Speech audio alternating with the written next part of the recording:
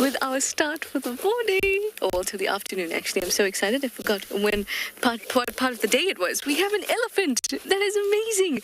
We haven't seen them, or I haven't seen them in such a long time. This bodes very well for this afternoon's drive here on Djuma Game Reserve. So do jump on board, everybody, for your live safari through the African bush.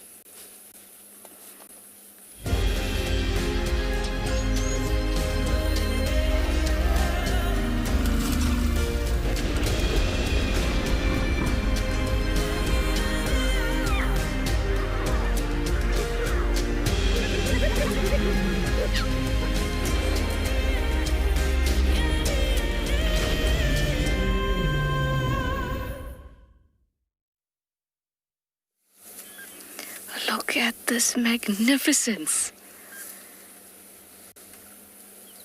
Beautiful. I actually came here just because we thought, let's just check out the den first thing in the afternoon, even though it is really warm today on Djuma Game Reserve.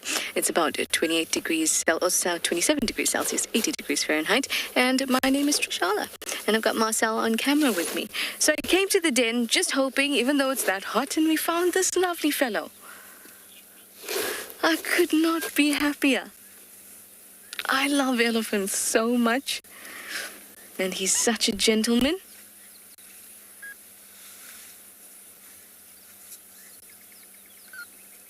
Oh, stunning.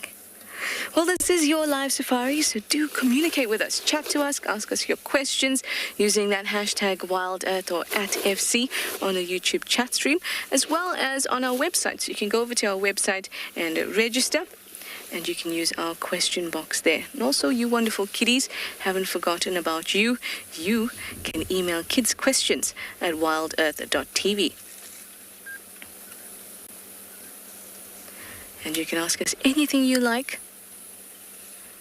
about anything we see, even things we don't see.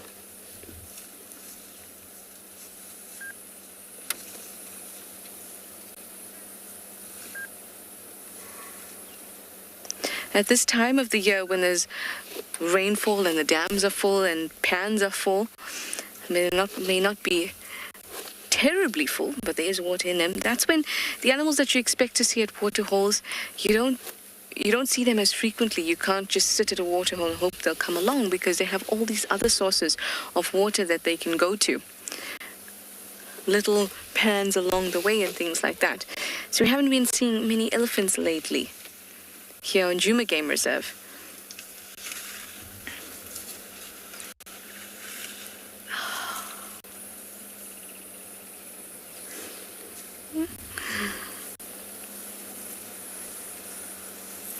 That makes me so happy.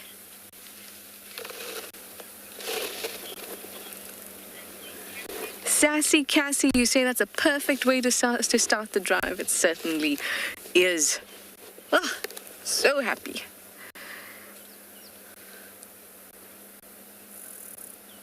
Look at those ears flapping,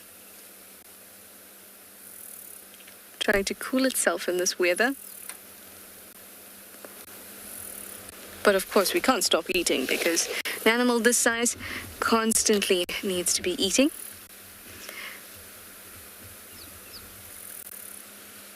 Sometimes consuming and defecating at the same time, because who has time to separate those things when you're a 5-ton animal, 6-ton animal with a really big, huge male?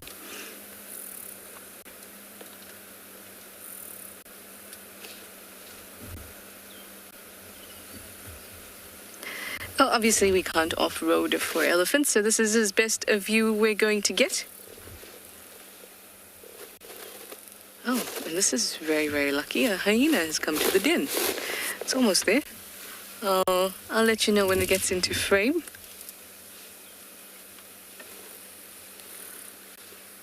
It's gone to the other side of the den. Can't see it anymore.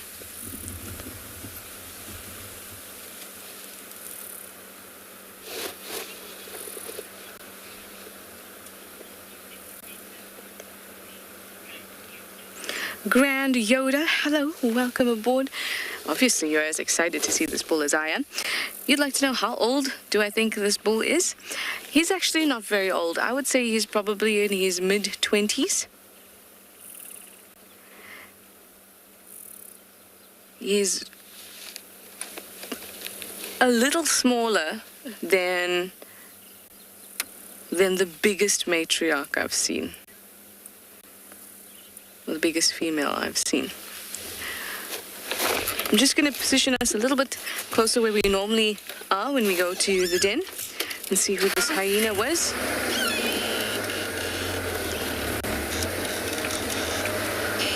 That came past. It was not June. That would be nice if it was. That would be the most amazing start to the drive. Unexpectedly amazing start to the drive. And it has vanished.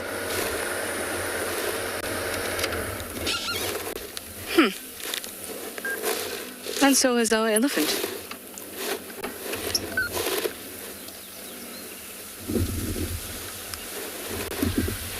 Well, at least this means there's still some activity going on even at this time of the day, even though it is quite warm, 27 degrees.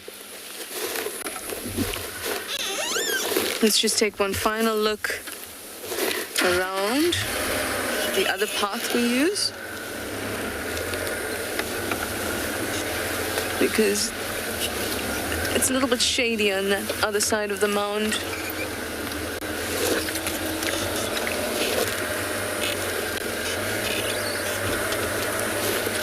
This is an exciting start, isn't it? I'm very excited.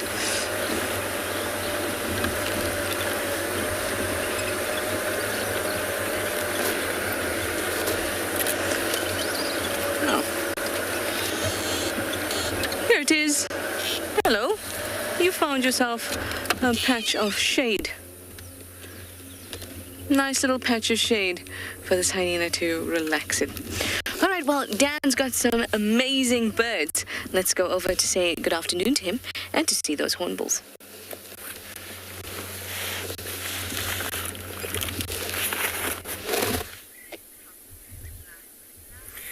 Good afternoon, everybody, and welcome to And Beyond Ngala. Quite typically now, we did have a few ground hornbills that were messing around on the right-hand side, but they've kind of, in their duty of hunting and moving around this afternoon, have kind of gone behind a bush. I'm really hoping to see if they don't pop out again. But anyway, good afternoon and welcome. I'm Dan. Behind camera, we've got BK this afternoon. And what I'm thinking, I've popped out into the eastern part of this reserve to start. Nice and beautiful open areas. Hopefully we're going to find some general game to start. I mean, the wildebeest are really going to be giving birth at the moment, and there are lots of little babies. Really hoping to see if we can find some of those. And then as it gets a little bit later, maybe try and see if we can find some lions as it starts to cool down. Let's see if we can't find those ground hornbills, or if they can kind of show themselves again. Let's see if we can reverse a tiny bit here. Let's see if that won't give us a better vantage point to have a look. There are a few in the distance there. Beaks, is that the right spot? Do you want to keep going? Not right. Let's see if we can quickly have a look at these ground hornbills. They are... Okay, Beaks says this is the spot. Let's... Oh, there's one. I wonder if these aren't even the same 5 that we saw yesterday afternoon. There's a nest that's not too far away from here. And we were talking yesterday about how endangered these birds are and how particular they are about their nesting. Quite amazing to see them actually in a natural nest. I know lots of places around are actually building nests for these animals because they're so fussy and particular about the spots that they pick to try and encourage them to breed and reproduce. And because they only have one egg that'll survive every few years, people actually go in and try and take that second egg to encourage the development and the growth of this species. And it's been a fundamental success over the past few years. Many thanks to these areas who have been building these nests and taking the second chick that naturally would never survive and then reintroducing it into the wild. Oh, we still got them there. I mean, that red and the black is magnificent. Can you see them moving through the grass? They're moving quite quickly as well, which is making our job a little bit difficult, to trying to stay with them. Looking for all sorts of food. I mean, reptiles, small mammals, snakes. I mean, snakes will be definitely out this afternoon, warming up quite a lot after the rain that we've been having. Maybe trying to feed on some frogs and things. What I'm going to do, now that they've gone out of picture, I'm going to keep going though. Let's see if we can't find some of those wildebeest that I was talking about, or maybe some impalas in these beautiful open areas. It's a really good area for cheetah as well. I know Ngala is not particularly well known for its cheetah, and one of the reasons that is because of our high densities of lions and leopards and hyenas. And the cheetahs will try and avoid that because it puts them at risk. So let's keep going, check these open areas thoroughly before we continue towards the riverbed and try and see if we can find some lions for this afternoon. I'm really hoping that once it starts to cool down that we might find some lions in an area that will make it easier for us to move around and try and stick with them. But let's go and see if we can find some wildebeest to start off with. In the meantime, I'm going to send you somewhere else while I keep searching.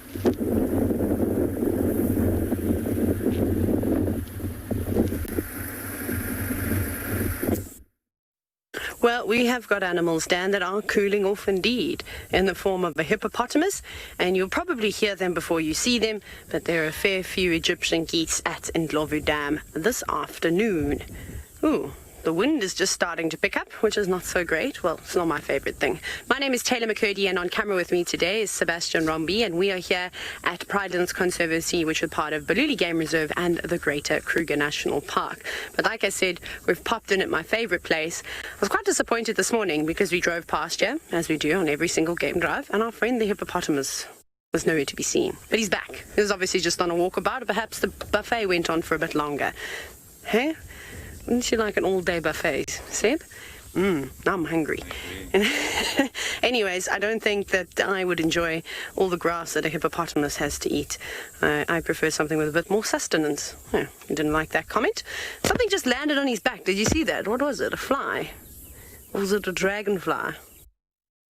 I can't see what that was. Yeah, anyways, use a little resting place when you can. It's a bit difficult to see. There's quite a bit of a glare. So he has marched a massive area. Okay, I suppose it's not that far. So this morning while we were driving around looking for all sorts of animals, we came across a young male lion, which we'll go try to find again a little bit later. But I saw his tracks all the way down near Impala Plains, and that's almost on our northern boundary. So I don't know, and I don't think that there is another hippo moving around on here because we've checked the other watering holes.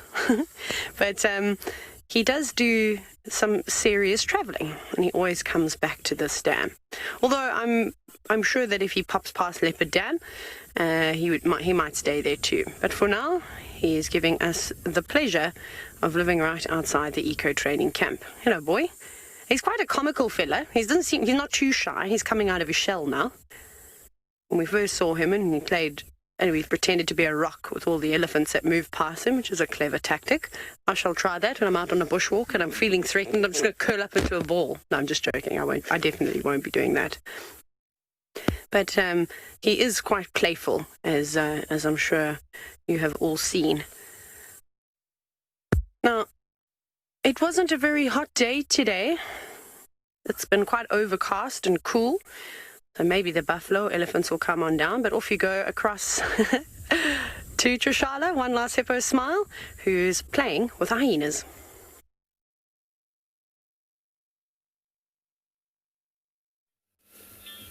Ooh, elephants, Taylor, you're speaking my language. Here, we've got Ribbon. She's just taking it easy, relaxing in the spot of shade at the den. No other activities. Cubs won't be out now. It's not their prime time of day. But it's nice to see her just chilling out. Sometimes you may wonder, what do hyenas do during the day when it's warm? Find a good spot and chill out. Reacquaint herself with the relaxed lifestyle of a carefree hyena that doesn't have cubs. Well, we're going to leave her be, and we are going to continue on. Maybe check out some of the dams. If there's something that you feel like checking out, why don't you head over to our website, and you can learn all about becoming a Wild Earth explorer and all the exciting things that are going on at Wild Earth and how you can be involved. Go to wildearth.tv/explorers. Thank you, Ribbon. We will be back later to see your newest addition to the clan.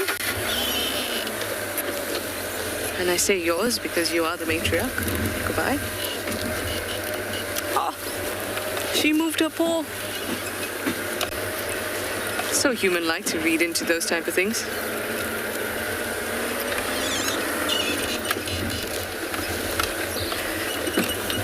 So like Taylor at Pridelands, I'm hoping that we can find some elephants at the waterholes. We're just doing the waterholes in the south today because we're pretty much focusing on this area.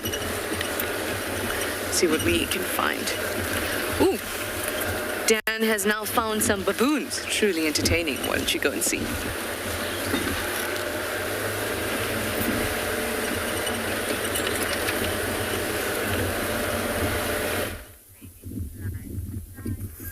Welcome back. I'm really hoping that these baboons are truly entertaining, Taylor.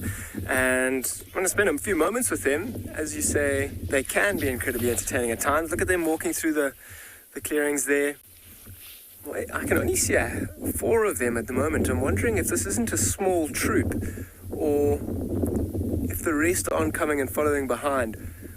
We were talking about alates this morning. I wonder if these baboons aren't moving through this area, picking up on those termites that were erupting this morning, maybe looking for some lapwing eggs that might be in this open area here. You can see that one's looking a bit busy on the ground. Might have found a little spot with some food for it. Waiting to see if maybe another one doesn't join.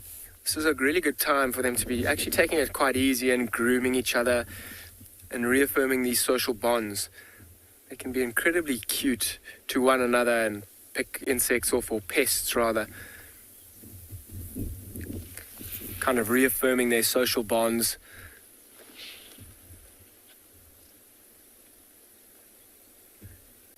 This looks like a tiny troop in here. This one just sitting. It's amazing how it can actually sit very similar to a human. Sit on its backside with its legs front, or forwards rather. There's one that's just climbed onto that log on the right-hand side. Let's see if we can't...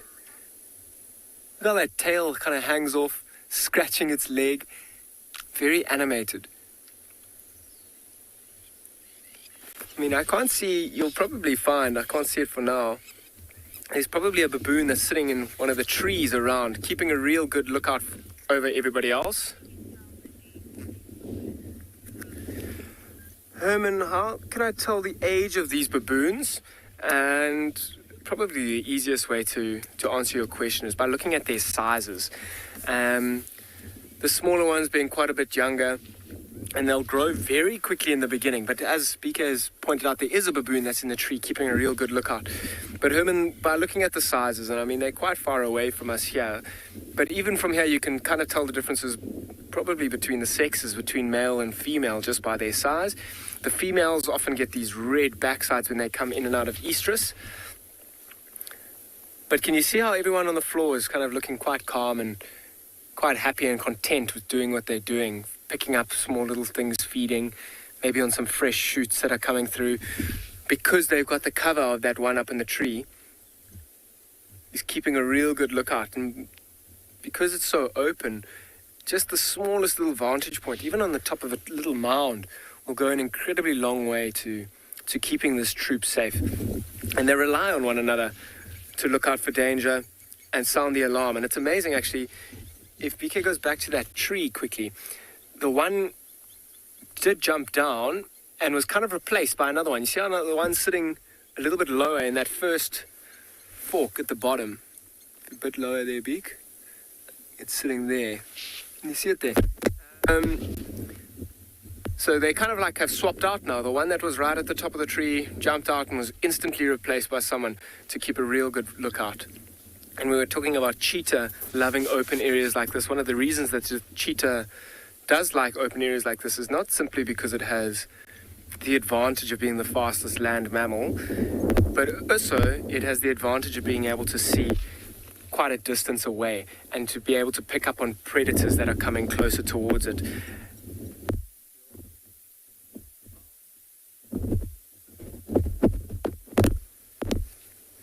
sitting on the top of mounds looking for predators and prey.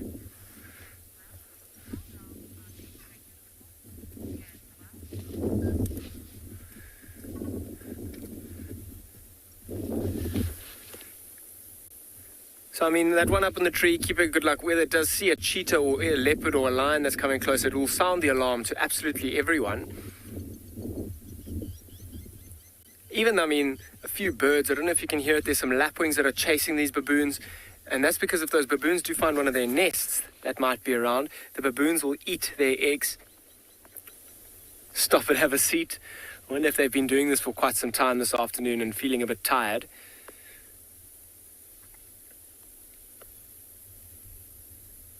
Maybe it's just waiting for somebody else to come and walk past it and encourage it to keep going. Oh, there it goes. I love how their tails, kind of the first half of it is like straight up, and then the back half is kind of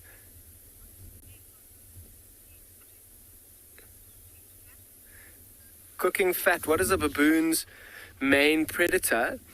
And I mean, we saw those baboons up in the tree. A baboon's main predator would be a leopard, I would say, and simply because a leopard is quite a good climber and can actually climb up into the trees, particularly in the evenings when they're sleeping and when a leopard's moving around, and may take them by surprise. However, lions are also an incredible threat to baboons if they get the chance. Lions are not quite as good climbers as leopards, so if a baboon is close to a tree, it can kind of just jump up there and evade the lion. Even when it's smaller baboons, birds of prey might come and take a baboon, but certainly their biggest threat would be that of a leopard.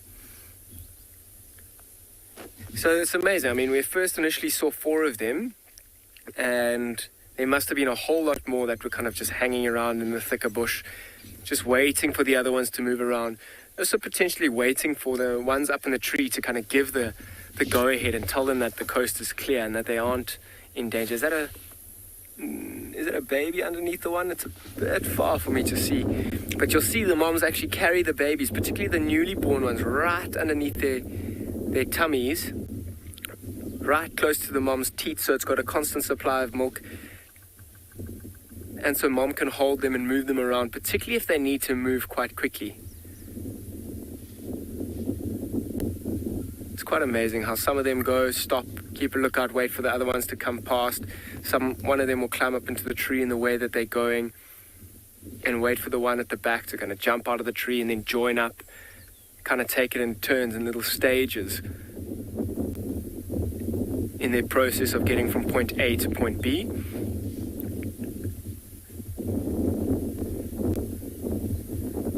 They are super entertaining animals, particularly out here. You'll see they're super intelligent as well. Once they realize that people come with the benefit of potential food around camps and things, they can be a bit of a nuisance. Because of their intelligence, they will kind of wait for you to move out, or they realize that we are also animals of habit and put certain things in certain places, and they'll wait their turn and wait their opportunity to get even a small little snack or a small little meal. And once they get into a room or something, they can be incredibly destructive. But once they're out here and moving around, it's super entertaining, and it's amazing to see so many similar traits to that of a human. They look after themselves and each other very well. In the way they walk and sit, we mentioned that earlier, they sit just like people. Even sometimes when they shout, an alarm call can even sound a lot like a human's shout.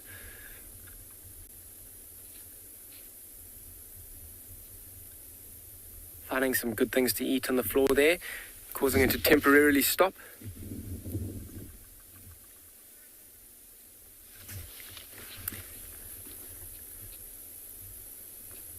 I wonder what it is that they found over there, that they're kind of munching on.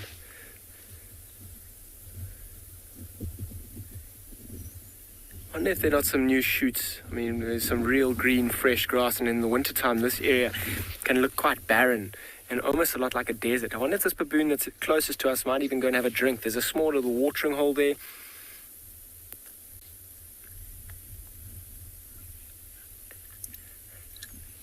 So I'm going to I'm going to keep going. I'm going to let these baboons continue on their merry way, and I might start making my way towards the watering hole, still hoping to find some wildebeest and some baby wildebeest.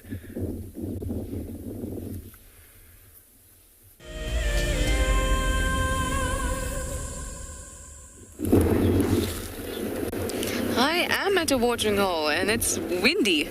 The wind is really, really picked up and I'm sure you can hear it. But I wonder what other sounds we can hear at the dam, so let's have a bit of a quiet time here and listen out for the special sounds.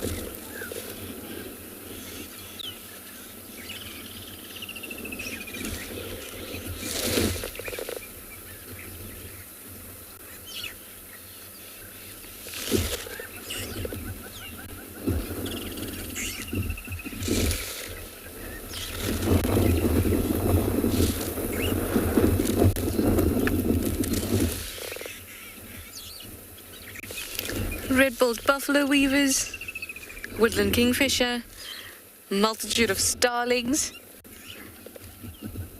hornbills, and of course the mighty wind. And a few chip chip chip chip chip chip chip chips in the background of some waxbills and of some weavers.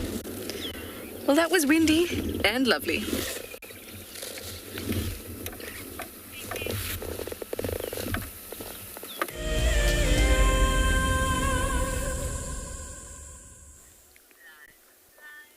Well, as you can see, it's a good start to our afternoon with the pack of dogs that are all very, very sleepy, which I'm not surprised about, given the chaos that ensued this morning and how far these guys ran all over the place. But before we start getting into the dynamics of the wild dogs and what happened this morning, my name is Tristan. On camera, I have Gert this afternoon, and it is a very warm welcome to all of you, to Juma and to Rusty.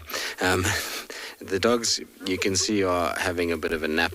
They are, like I say, tired from this morning. What happened this morning is I'm not 100% sure if it was another pack or if it was another predator, but there was some disturbance in amongst the pack that caused them to splinter all over the place, and they basically covered the entire property from one side to the other and split into big groupings, well, not big groupings, into small groupings, and were calling, and they ran around all over the place, and it took us a long time to find them again. Eventually Trish got them about an hour after we initially had them, and they then kind of rejoined and grouped up. But that amount of distance that they covered was quite extensive in a very short period of time, and so I'm sure they are quite tired, and that's why we're seeing them napping. It's also quite warm still.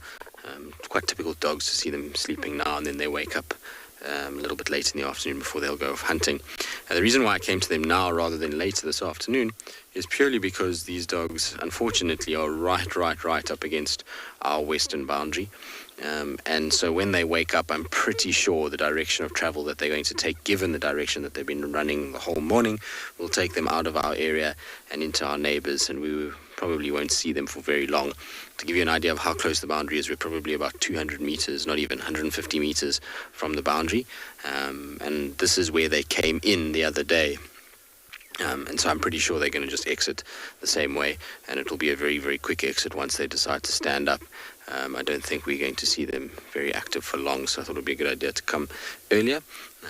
I know that they're not doing too much, but it's nice sometimes just to sit with the dogs rather than have absolute pandemonium like we had this morning. As much as it's nice to follow the dogs and it's exciting, it can be tricky, and you often end up doing more driving and seeing trees whizzing by than you actually see the animal itself, because keeping up with them, particularly in the terrain that we're in, it can be incredibly difficult. This morning they left us in their dust pretty quickly. It took them about 5 minutes to basically leave us. We tried valiantly to keep up, but it's just our cars cannot go as quickly as they can through these blocks and thickets. And also when they're running like that, and they don't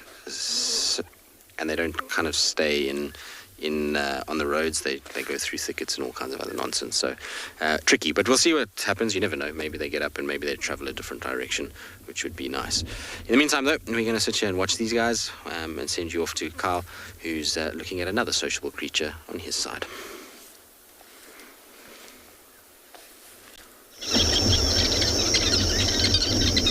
Good afternoon, and what a wonderful afternoon it is. We have received rain early this morning, and we are back with you folks. What a fantastic afternoon it is. Very good afternoon. My name is Kyle. Behind camera is Owen, and thank you so much for joining us here at Swali Kalahari. We have just been relaxing here and just appreciating the hustle and bustle of these little birds. Obviously, with the increase of rain now, they are actively breeding at this point. The activity is just constant.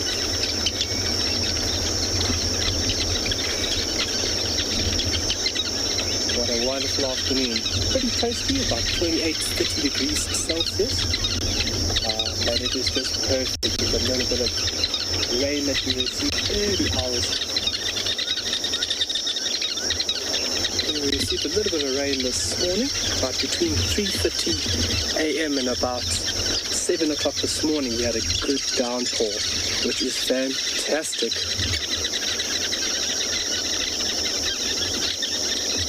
And being back on board with you folks, we're going to move and meander very slowly through the southern parts of this section of Tswalu, and we're going to be looking for all the little tiny insects and birds and trees. We're going to be taking it very easy this afternoon to unearth some very interesting and fascinating creatures.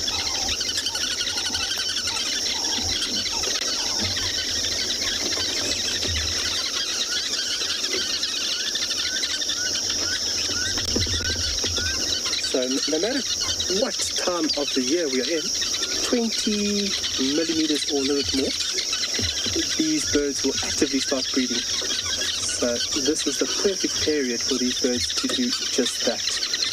For now, we're just going to observe here for a little bit, but I'm going to send you off to Trishala, and we'll see you a little bit.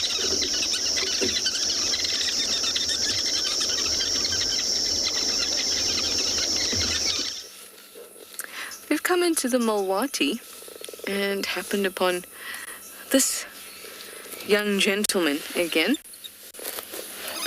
As he moves up there. Let's move a little bit forward. He's very busy eating, enjoying the nice shade and coolness that is in the Mulwati.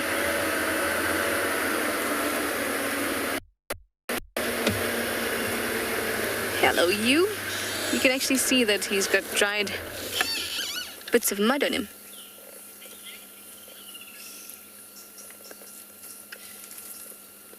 So he's spent the day at some dam, dust bathed a little bit, and now he's nice and crusty.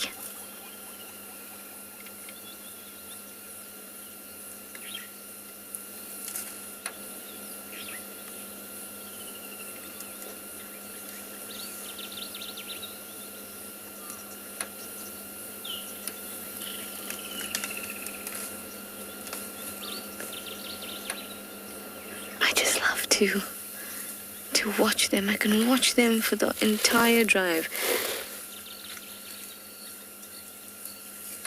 They're always doing something. It's always so interesting to see their movements. So deliberate. Well, off he goes now. We won't be able to get a good look at him again.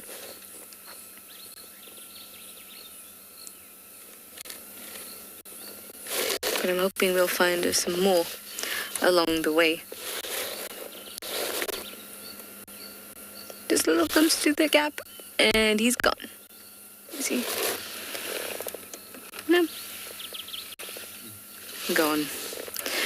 Alright, like I said, we're in the Mulwati, And we want to do a bit of a river cruise. We'll see what we can stop and find. I can hear crickets.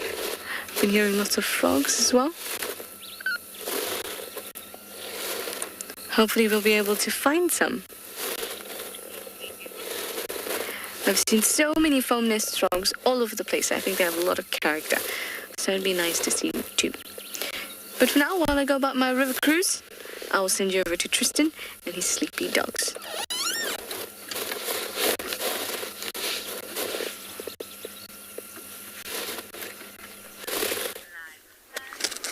Good luck, Trishala, on your river cruise. Hopefully you find more than we did this morning, although we had a few insects on our little cruise this morning, which was nice. It's always pleasant driving the Mulawati. It's just pretty in there and feels good to drive inside there, whether or not you see anything. As you can see, very little has changed with the puppies. There's the odd movement every now and then of a tail flick or an ear flick and head up or a slight change in body position, but really they're very stationary. And they will be, I'm pretty sure, quite far into this afternoon's drive. I expect them not to be too active just yet. The interesting thing is that this morning, with all of the commotion and them running around, I don't think they actually were hunting this morning. So a lot of them will be fairly hungry, which means this afternoon's going to be them going on a full-on hunt. I reckon that we're going to see them trying to find food a lot more enthusiastically this afternoon than potentially what we saw this morning, or even the last afternoon that I saw them, where they were very, very full. And that afternoon they just lay the whole day until even after sunset they were still in the same position. So they should be pretty active come that sort of sunset period. But unfortunately I don't think we're going to see much of it, which is a bit of a shame. But you never know, maybe they pick up something that's in a different direction and they run and are able to grab something. You can never be too sure with dogs. That's one amazing thing about them, is when they wake up and they decide to go a direction, that direction can completely change. This morning, to give you an idea, in fact, I'll get my map out so I can show you guys the kind of movement of these dogs over the course of last night and today. So yesterday, they were basically where my finger is, right on the bottom part of the map, inside Cheetah Plains. So they were quite a lot way further down. They then came up and they went like this, and they basically went here, Leadwood Dam, and we found them basically going from Leadwood Dam towards Cheetah Cut Line. From there, they were running north. Their direction was to go northwards. They got to here, and then this is where all the commotion was, inside Torchwood. And then from there, dogs went up into Buffelshoek. Some dogs went along the boundaries. Some dogs went past Buffelshoek Dam. There were dogs that went all the way down into Hofmans, quite far south, then came all the way back, and dogs were basically just spread across this whole area. Eventually, they regrouped over here. They ran up, and then they came down, and then we ended up where we are right now. So they've covered a huge amount of distance, but the general pattern, as you can see, was kind of westwards. But initially this morning they were heading north and they were going into Buffelshoek, and all of a sudden they turned and came all the way back south. And I expect then that they're going to push more westwards, particularly because the prevailing wind this afternoon is coming from the north west. So I'm pretty sure they're going to kind of cut in that direction. But it just shows you how quickly they change direction. I mean, they were going everywhere this morning.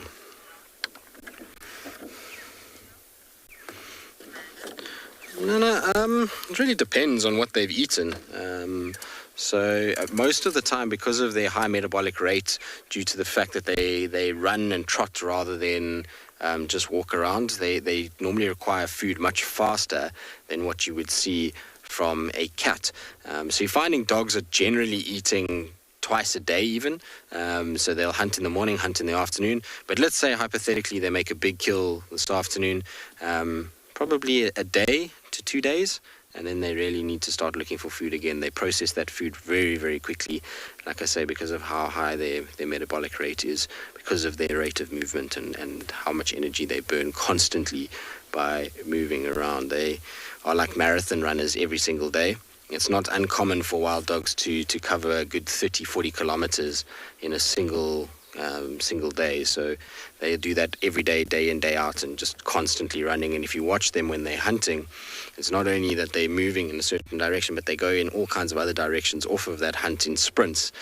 So they do a marathon interjected with sprinting in between, which is chaos if you think about it. Imagine telling somebody to run a 30-kilometer marathon and then halfway through it tell them to sprint for 5 minutes and then go back into a marathon pace and then sprint again. It's just, I mean, they are supremely fit animals, and that's why they're built the way that they are. Slender, small, allows them to cover ground pretty quickly and pretty efficiently.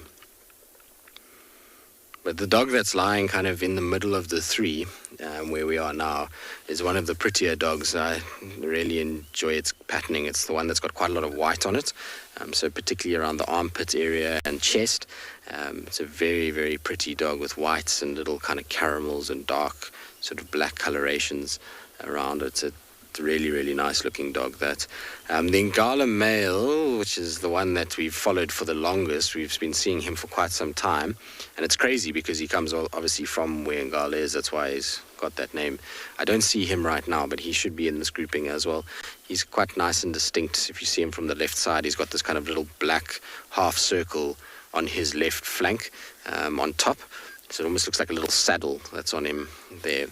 He's a really cool dog, and it's amazing to see the kind of distances he's traveled as well to associate with the new pack. And even though we call this kind of the Sands pack, if you want to call it that, naming of packs is always very tricky because of how much disruption takes place and how many different kind of dogs come in and out all the time. It makes things really, really tricky in terms of naming packs. So this pack has got members from, I think, 4 or 5 different packs now, but it's kind of called the Sands pack just generally because it stays within the Sabi Sands.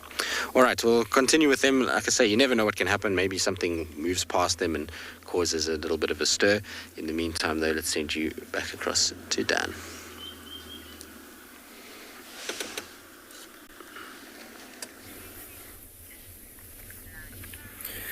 Welcome back to And Beyond Ngala, everybody. Now, my thoughts for the afternoon as well. I mean, it's the first day in about 5 days that the sun has kind of come out and feeling a bit warm. So I thought, let's go and stop at a watering hole, see if nothing's coming down to have a drink. And as you can see, we found a knob-bill duck, kind of just left the water and waddling away. Don't know if you can see that big, they call it a comb on the front of its bill. It's a distinguishing feature, being very white as well. And that's the male.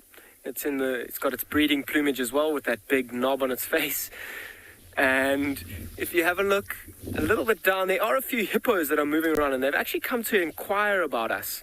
And they're moving a little bit closer. I promise there are a few hippos. You see, there's one kind of watching us. It's almost like we've disturbed their slumber, which I don't mean to do. And you'll see them sleeping in the watering hole like this, going down for a few minutes, then coming up. Just watching. That one almost looks like it's half asleep as well. Just going to spend a few moments here, see if nothing comes down. There's also, if BK goes to the far right of the watering hole, there's another knob-billed duck. There's a few terrapins, which are like a freshwater kind of turtle that are hanging out on the top of that log. If you look very carefully, it's a reptile that's just kind of trying to warm up for the day, taking advantage of the heat. There's another knob-billed duck there, and it looks like it's fast asleep, actually. It's almost like it's tucked its head into its feathers. Those terrapins as well, if something were to startle them, they might just quickly slide back into the water where they're safest.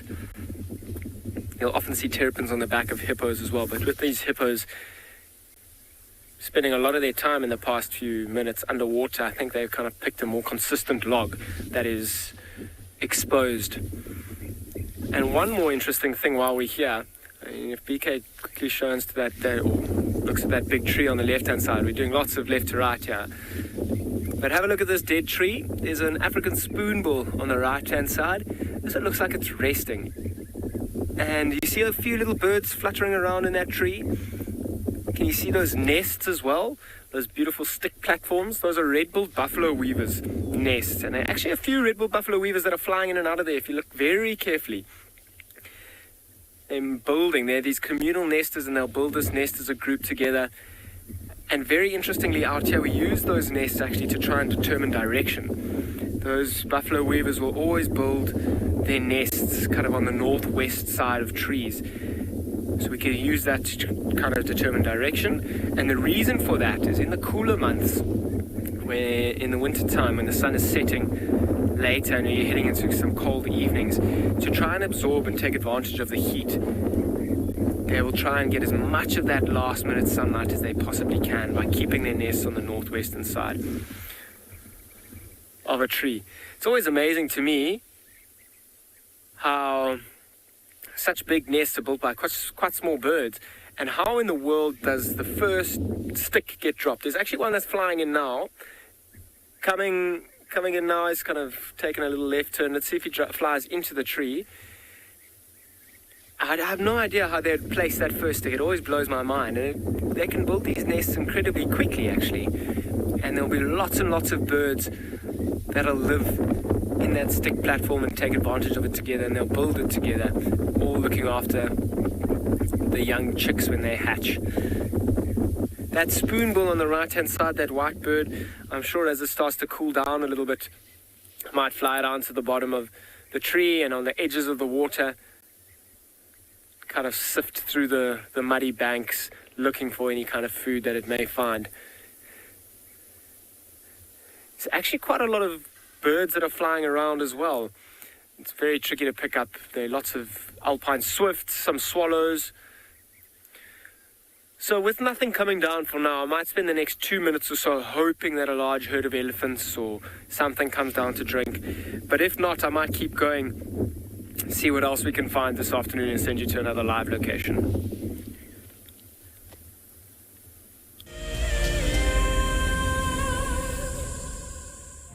An ever-increasing part of the global population is losing its connection with nature. Wild Earth is here to reduce people's stress and anxiety, allowing you to escape into nature even just for a few hours a day. However, Wild Earth is expensive to run, and we need help from you to keep this ship going. Wild Earth Explorers gives you the opportunity to be part of a program that supports the sharing of nature with the world. Jumbo, my name is Isaac Rotich. I come live to you every day from the Mara Triangle in Kenya, East Africa. I think the most underrated animal here where we are is the spotted hyena. And the main reason is people haven't read any literature to fully understand about this super predator. Catch up with the guides daily here on Wild Earth. Wild Earth is launching our brand new Explorer program with an opportunity to win a very special Wild Earth expedition. The lucky winner will get a behind-the-scenes Wild Earth experience at the magnificent and beyond Ngala Tainted Safari Camp. The prize includes a 3-night stay for you and a friend with a chance to sleep out in the unique Ngala treehouse. Become a Wild Earth Explorer and stand a chance to win this and many other prizes. Terms and conditions apply.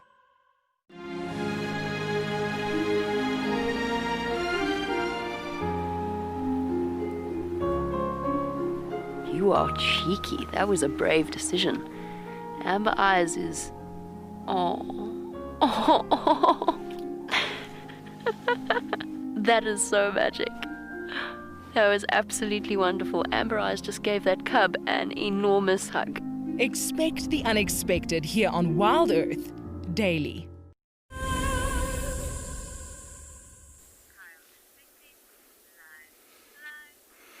As you can see, we have moved a little bit to find the rest of the adults. The puppies are kind of behind us at the moment, but this is the rest of the kind of adult group. We had the 3 back then. Here is the 5, which makes the 8 adults. Yeah. And everybody is fast asleep. Why they've kind of positioned themselves where they have in these very average little spots of shade when there's a massive, well, 2 actually, massive marulas very close by that they could have lay under, where there would have been a lot more shade than just this single little bush willow. You can see those 2 marulas there are providing very solid, very dense shade on the backside of them. But I suppose they decided to get in underneath the bush willows where, when it was midday, maybe the shade was a little bit better under these. I also did see tracks for a bull elephant walking past here, so maybe he had something to do with it, where he walked and kind of disturbed them from under those trees, and they had to find themselves a bit of a less desirable spot. But what you'll see is as the sun is moving and it starts to hit them, so they start to stand up and move and find themselves another little shady spot and lie back down again, and they just keep doing that until such time as they get going. But it's amazing when you look at them like this, you can see why this coat pattern works. So for us, it seems silly and it seems kind of too multicolored and easy to spot, but when they're in these little shady spots like this and in the grass itself, they can be quite tricky to find. If it's not for their movement and the amount of kind of ear flicking and tail flicking that goes on, you wouldn't really notice them. It would be quite tricky to pick them up. That mottled pattern blends in really well with the dappled light that comes through these trees. And so that's part of their kind of camouflage that they have. Now, of course, we know with them that camouflage is not a huge part of their hunting strategy. They're not animals that like to camouflage in order to be able to stalk and ambush a prey animal. They have camouflage to get close enough and within range to then start causing absolute panic within the animals that they're hunting. So they can then burst out and, cause a bombshell effect and hope that whatever prey animal it is makes a mistake and runs into another member or fatigues, and they can then grab them like that. So it's kind of why they have that multicolored patterning, and it's nice that they do, because it allows us to be able to identify them. You can build up a pretty good database pretty quickly. If you can get a right side and left side photo of dogs, you don't really worry about the face as much, but right and left flanks are really what you want in order to be able to identify the different dogs. It's a lot of work for the researchers when they have to ID these guys and go through all the photographs that they have, because you must remember that most of the dogs that survive throughout the Kruger National Park area, it's very seldom that dogs in this area will live their full lifespan. Most dogs, or the average age of the dogs that you're seeing in Kruger, is between sort of 3 and 5 years old. There's not very many dogs that survive over 7.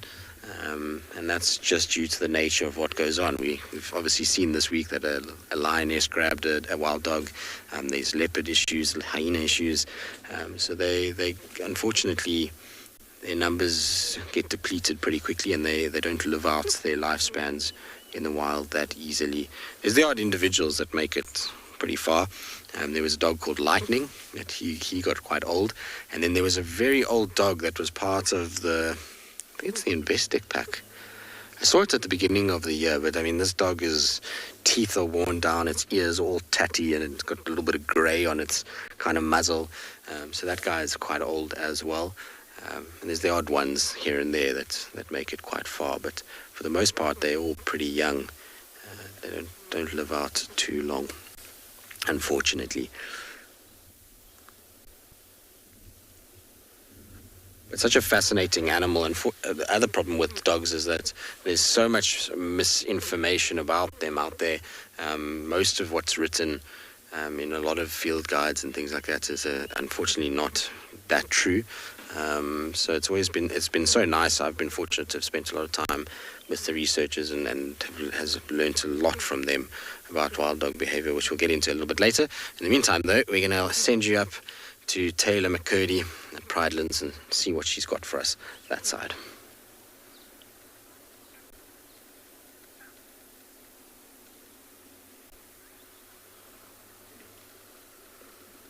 Tristan, I've been on many wild dog darting experience with you. It's always really, really cool to learn all the new wonderful information and all the insights that are coming from the top researchers in the country. We've got elephants, obviously, because Pridelands is filled with elephants, which I'm definitely not complaining about. We've actually got the same breeding herd that we spent some time with this morning. Now, just a few moments ago, there was a bit of a tussle. I suspect it was between one of the cows and one of the young bulls. I don't know what happened, but there was some chaos, so there's a bit of tension in the air now. But they're all just feeding through the thicket. I hope that in the next 10 to 20 minutes or so, they'll come out into the open so we can get a better view. And there's also some really nice little mud wallows around here, so perhaps I'll go to one of those and splash about. But for the now, can we make that a new saying? No. For the moment is obviously what I meant. They've got their trunks up in the air and browsing on. They were on a knobthorn. That one is a sickle bush. So they're eating all sorts of different things this afternoon. But I don't know if I know this herd. I haven't seen them out in the open. So we'll try and get a better view in a minute. It might be we have seen before a small group of elephants, a breeding herd, maybe like 10 of them, that used to pop past in Glovu Dam. But they're spending some time down in this eastern corner now on Pridelands. You can see they're all just feeding through those gaps.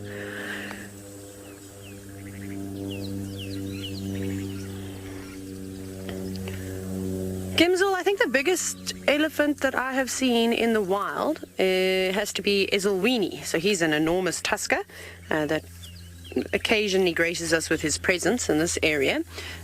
So we have had him live once. It was so spectacular. I really hope we get to see him again, but I think he's spending a bit more time in, I think it's between Baluli and, well, maybe the main parts of Baluli and Jajani.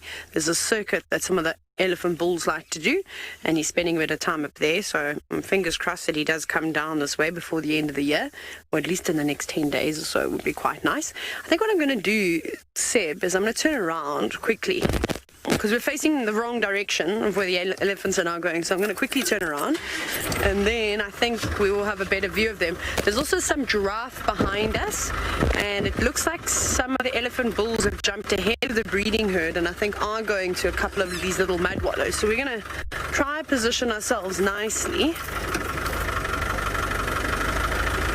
I want to try and get ahead of them.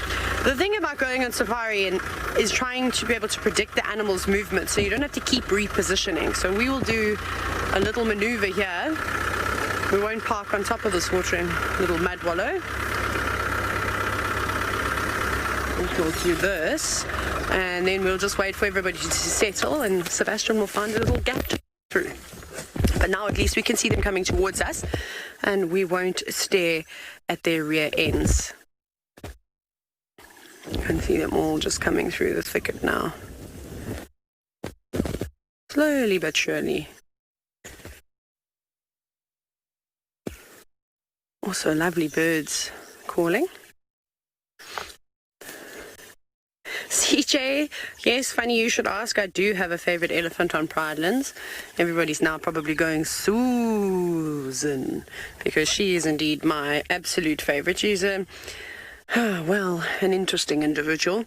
I came across her a couple of months ago, but I only kind of put two and two together that we were seeing the same breeding herd over and over. I was obviously just excited by the amount of elephants that we were seeing all the time.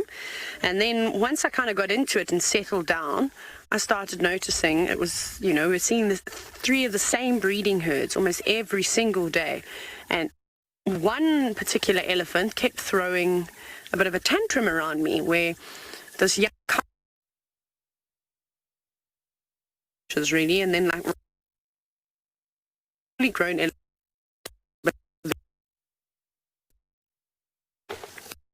She is just young and, well, yeah, sorry, we're just having some audio issues there. But I think it's fixed now, hopefully. So she's kind of my favorite. I haven't seen Susan and her herd for quite some time now. I don't know if they've maybe also pushed up into Jajani for a little bit. There haven't been too many herds. This herd and then one other herd. Let's spend a bit of time on the reserve at the moment. Funny story.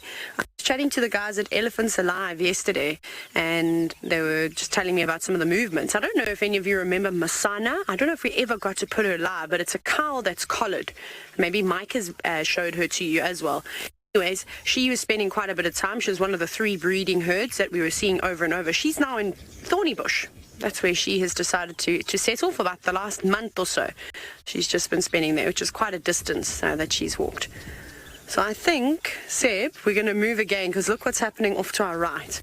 There's young that are rolling around in another mud wallow, and this breeding herd I think is going to go there too.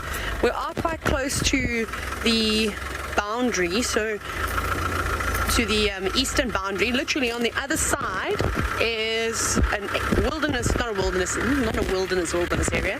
It's called Hoedspruit Wildlife Estate. So people come and they live here.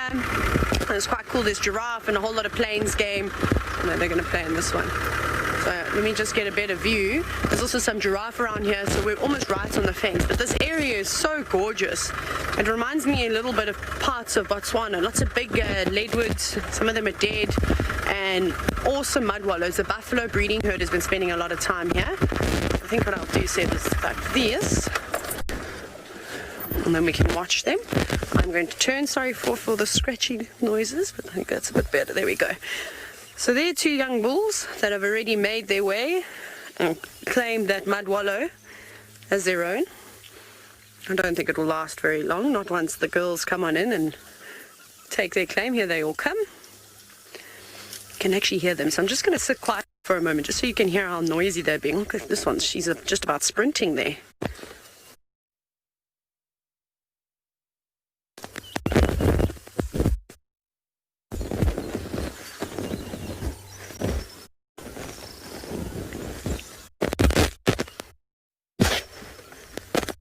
Sorry, I'm trying to maneuver myself as well.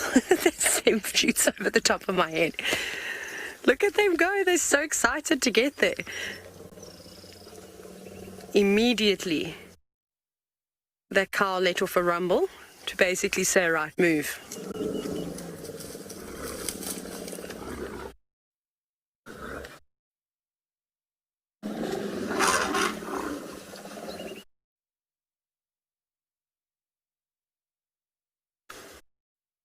Isn't that cool?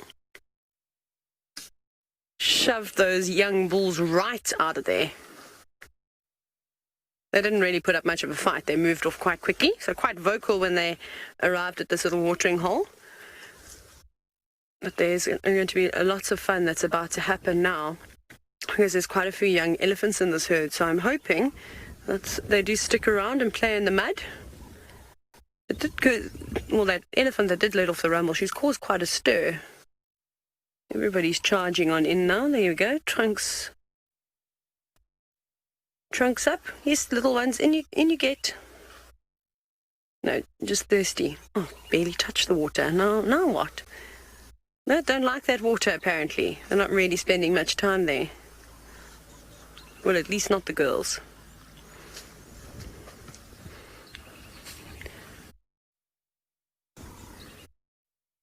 That's so cool. She's enjoying herself. She's not going to move off to the next puddle. There's so many of these little wallows. You could just see one of the anti-poaching teams doing a bit of a boundary patrol just on the edge of the fence line, constantly making sure that there are no incursions.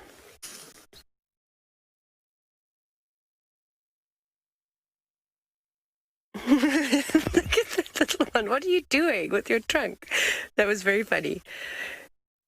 Saranya, yeah, this is fabulous. It's a great way to describe what's happening. I don't know what that little one was doing with its trunk, though. They're very funny when they haven't quite trained and got all those muscles up to full strength.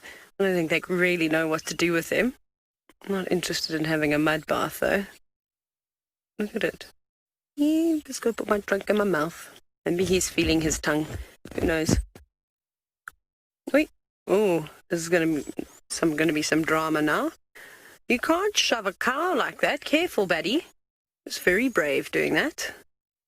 Young bull. He'll get a hiding if he's not careful. So what these cows do to reprimand the young bulls when they do become a bit boisterous, as that fella is on the right, is that if she's big enough, she'll actually push him and tusk him to the ground and hold him in his place.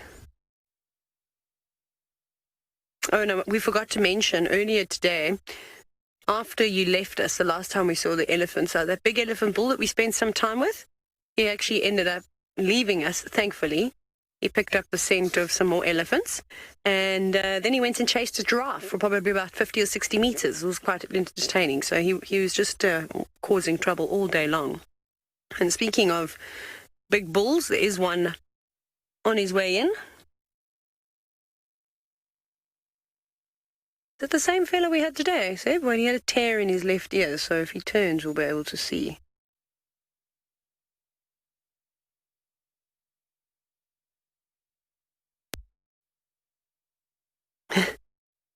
Penelope, yes, it's exactly why we're going to get drama, and maybe that's why the herd didn't actually stay here, is that there were too many elephants for that small little wallow. But like I said, there's quite a few of them. And with these bulls, these older bulls tailing the breeding herds, and there was one bull in Musk that I was telling you about this morning hanging around here. I think that they're just not interested. See, there's a giraffe that you can see. I think that might be the same bull. I'm just waiting to see his ear. Hard to tell. I actually didn't take note of his tusks. Lots of bulls that I haven't seen before. But he's a big fella. No, I don't think it's him. Hey, Seb? Nah, different one. Yeah, I think the other elephant we saw this morning was bigger. Though these guys are big. You can see they're really, really tall already, but they just haven't quite filled out yet. Yeah, they're pushing. Maybe that's why the breeding herd has moved on. Look how they're picking up the pace now. So maybe there's a cow that's coming into estrus that's caught the attention of these older bulls that would be quite interested. But again, if there's a big must bull around, he's going to be the one that will mating. He's not going to tolerate these youngsters being around here, and also the females don't really want to be mated with by a younger bull. They also want the best genetics, the biggest and the strongest male within the area. But again, even that fella, even Dex is not the biggest bull. Kumor is much bigger than him and much older than him too. But now elephants have all disappeared, and I don't know if we are going to have great signal down there, I'm afraid. And it's a little bit of a patchy spot, so I'm stuck now. We're trapped here. But it's a cool area, and we haven't had a chance really to spend much time down here. But anyways, we've obviously been talking a whole bunch now. Let's go across to Tristan, who is a lot more calm and quieter than I am.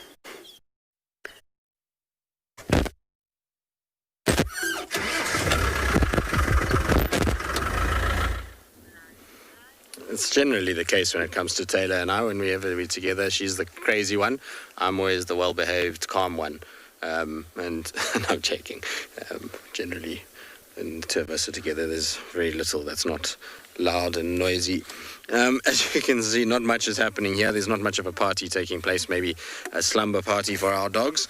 They're having a good nap. The good thing, though, is the wind is kicking up nicely. There's a few clouds around, and the temperature is starting to cool off quite quickly. And so hopefully that's going to mean that these guys are going to wake up and decide to get going and get up to something. Although right now, everybody is in doggy dreamland. I wonder if they dream about chasing animals around and whether or not they think about such things as, impalas and if they have a favorite meal. I wonder all these things when they're sleeping. I'm sure they do dream about stuff. You often see them kind of kicking, much like the cats do as well. Let's just turn that radio off because that's making a lot of noise.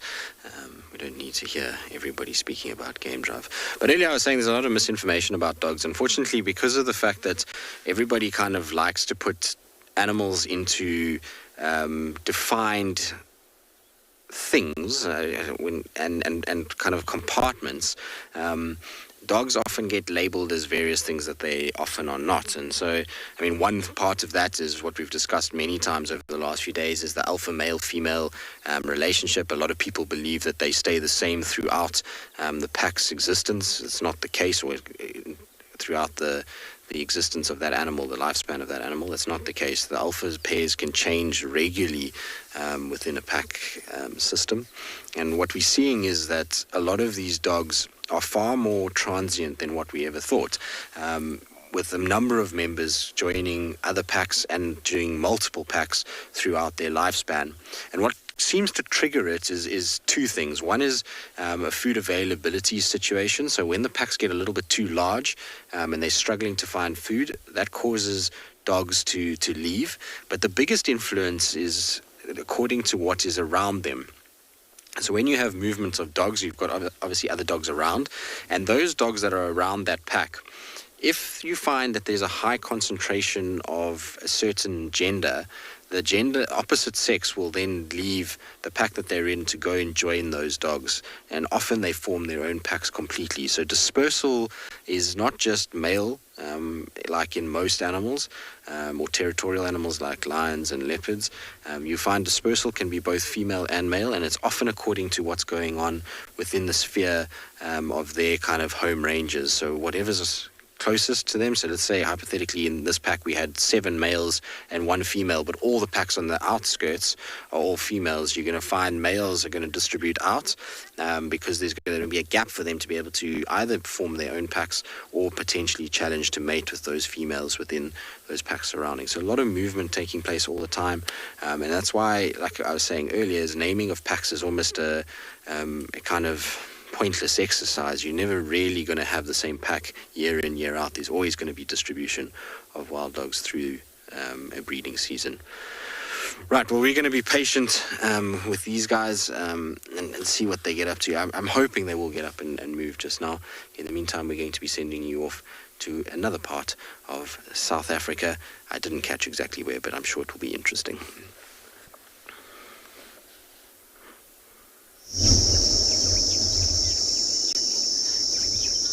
Yes, the hustle and bustle from Sociable Weavers to the beautiful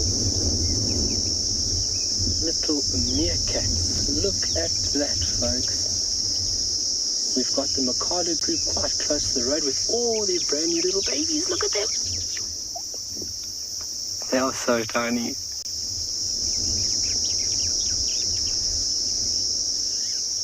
Wow, fantastic. So really nice to see them out in the field like this. We've had them mainly at the burrow system itself. And to see them within the environment like this is such a treat. See everybody seeking a bit of shade. We had a yellow mongoose just run past. And you can see how the adults went on full defense mode. But you can see now that the threat is moved out.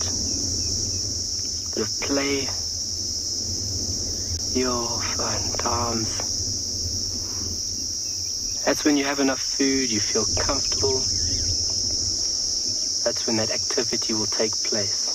Also very important for social bonding as well between individuals, because bond in this group is everything. Look at that. Looks like one of them are cheating going into the bush. And those pups are so tiny.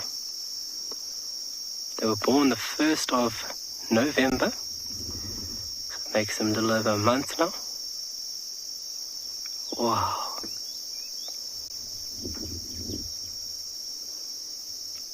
Obviously, just with the abundance of food at the moment, this is when you have the time and the luxury to do activities such as this.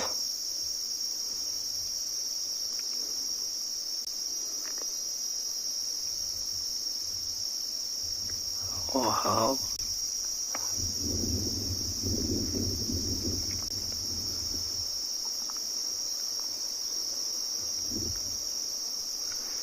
And obviously this play-fight behavior is not only strengthening bonds between individuals, but it's also sharpening their skills.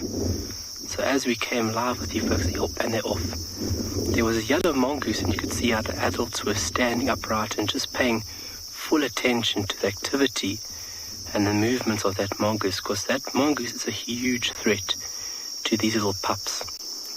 And so sharpening your skills when you have the luxury and the time like this here is very, very important. So when it comes to different species interaction or same species, you've kind of practiced along the way and you're not a newbie at it.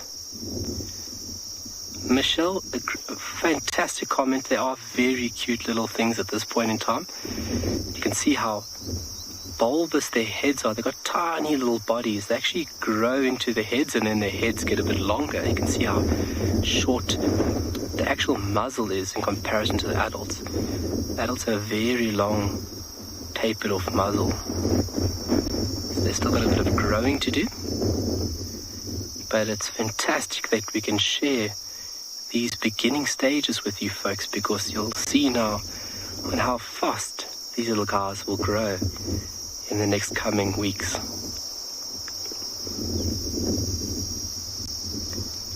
Back on guard, playtime is over now. And obviously the individual doing this takes this role very seriously.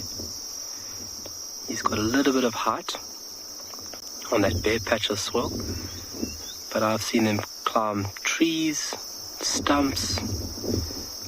They find any little bit of height, they will try and clamber onto it. Fairly skilled getting up, but coming down is always a very comical and entertaining scene.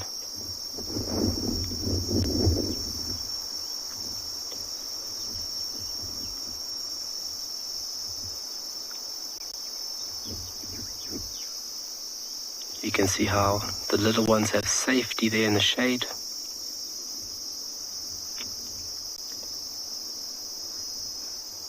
And they can do what they need to do. For now, we're going to just keep tabs on these little beautiful creatures, and we're going to send you over for some rhino activity.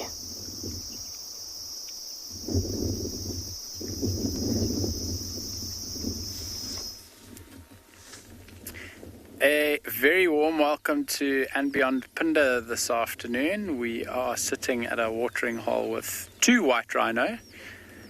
There's the one that we can obviously see, and then if you look quite closely you might see a second little head coming up between the legs and shoulders of the other one. Welcome, my name's Devin. I'm going to be guiding you through your afternoon here at Phinda. Behind the camera we've got Glenn, and very excited. Our plan is supposed we're going to actually look for some cheetah. There is a mother with 3 very young cubs, and we kind of left the lodge this afternoon hoping to find her, and went to find Egyptian geese coming in there and frightening the rhino a little bit. Quite a funny thought that a bird that small could frighten or startle such a big rhino.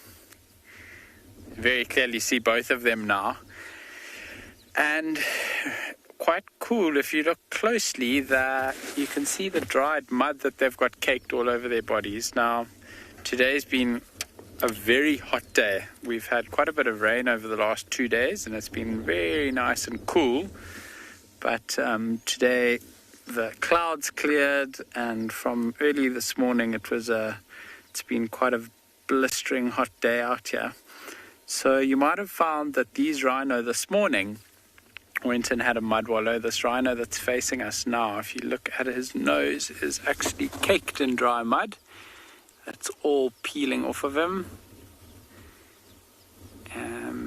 And that would have been from this morning's mud wallow. So a white rhino will mud wallow in watering holes not too dissimilar from this one. And they'll do that to help cool down, and it's also extremely useful for getting rid of parasites.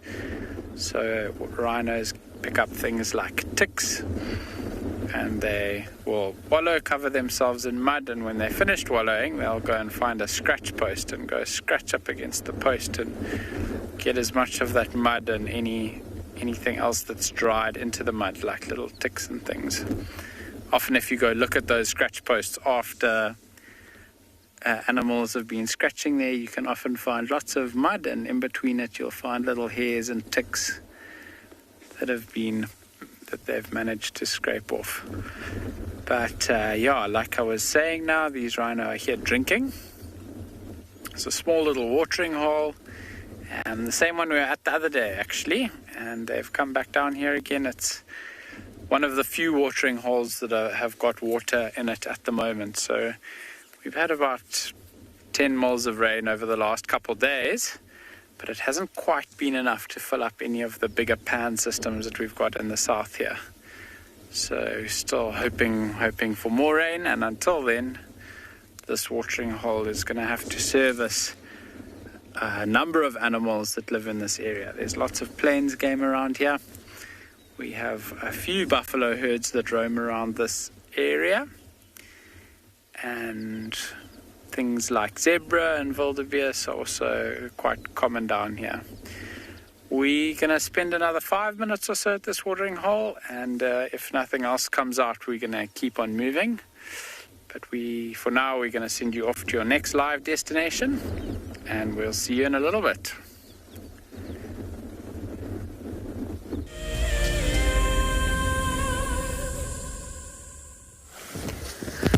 Well, we've come to that part of the day where we need to use our senses other than our eyes, but also our ears. Let's have a listen as these elephants splash about.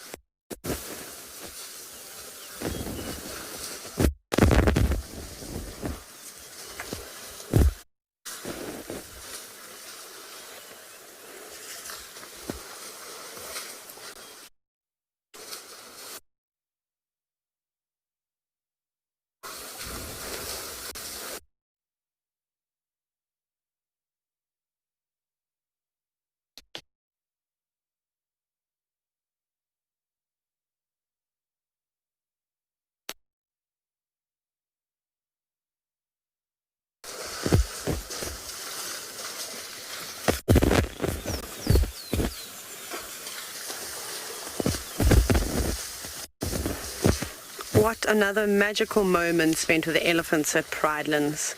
Isn't this just fantastic?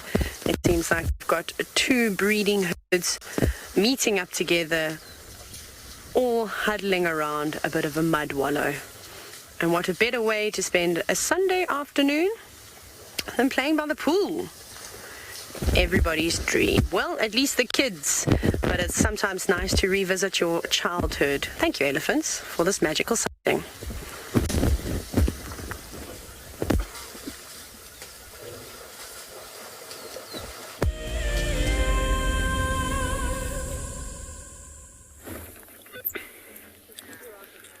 Welcome back, everybody, to And Beyond Ngala, and look at what we found here.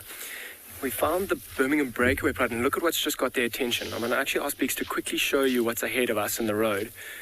You see, there's a giraffe, and there's actually a few giraffe that have kind of just walked into this picture. And they're kind of walking closer and closer and closer. They haven't seen these lions just yet, but look at their attention. They've just kind of flicked their heads up. I'm waiting to see if one of the older lionesses, there's an incredibly distinct lioness in this pride, the one with tail, and I'm going to just see a few of the younger males have got the attention of these giraffe. I wonder if one of those lionesses hasn't popped her head up there as well. It'd be super interesting to see if these giraffe keep coming. It's nice and dense here as well. I mean, the opportunistic nature of these lions might mean that they're going to kick into a hunting gear very quickly. That male's watching incredibly carefully. I hope those giraffe haven't seen him. I mean, a giraffe have got that really good vantage point of having those long necks and being able to see quite far. They've got incredibly good eyesight as well. I can't see the kind of path that those lions are looking down or towards. I'm hoping that it's open. They certainly have got the lion's attention. I hope the lions haven't got the giraffe's attention, because if they have, then the cover of the hunt is going to be blown.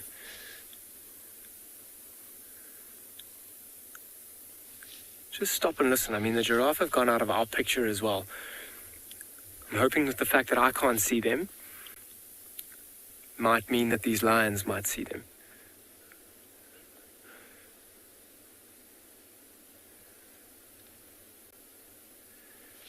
Just watching the giraffe is... Can you see it there, Beaks? Just a leg. Just a leg. I'm also just trying to listen.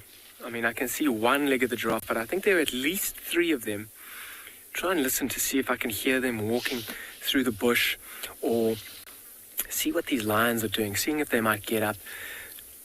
Listening is incredibly important. Maybe the oxpeckers on the back of the giraffe will bring our attention towards exactly where they are. There's a young male that's just got up. Let's see what he's going to do, if he's not going to come in and... Oh, sounded like an impala alarm calling in the distance. Sounded like it was too far. Off, one of them's up. Let's kind of watch him. Watch his ears. Watch his body position carefully. Let's see what his next move is. And a giraffe is a tricky prey species. But having young males, and that's a big young male, gives them a serious advantage. He's quite brave going on his own, however.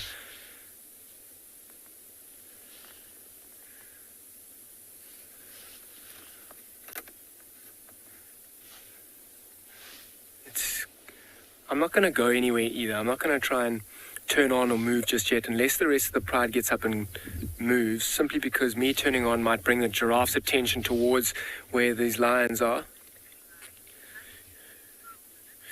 Rosalind, how often do lions hunt? It's a difficult question to give you a straight answer. And, I mean, these lions had no intention of hunting right now. But the fact that these giraffe have kind of come into picture has presented an opportunity that they didn't have before, showing us their opportunistic nature. And there's quite a few lions here. There's 9 of them. I wonder if one of those lions, maybe that male, might not try. It would be quite clever for it to try and do a loop around to chase it back. That giraffe is coming back towards the road as well. Look at the interest, hey? And the wind is in their favor as well. The wind is kind of blowing from our right to left, not blowing the lion's smell towards the giraffe. So look at them stalking, hey? Look at the body position. Watch how carefully they place their feet. So to be careful. Watch her back foot goes into exactly the same footstep as the front foot to try and keep as quiet as they can.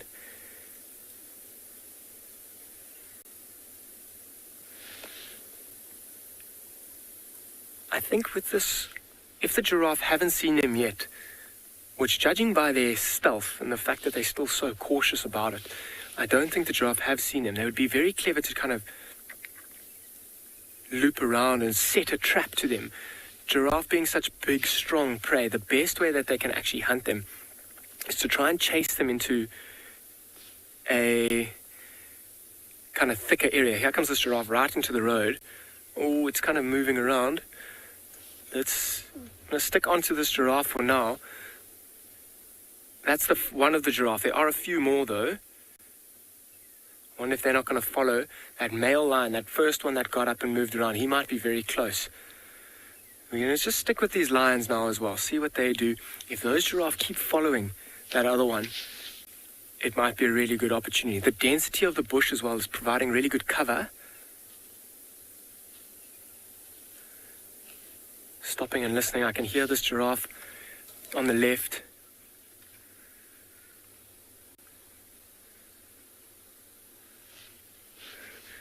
The lions are also kind of like circling around our vehicle here. They're not really using the vehicle to their advantage, but they are starting to set a trap. Or it seems like it. And it's amazing. It's warm, the warmest day we've had in a while. And it's like, you always hear about lions hunting during the darkness and during the cooler times.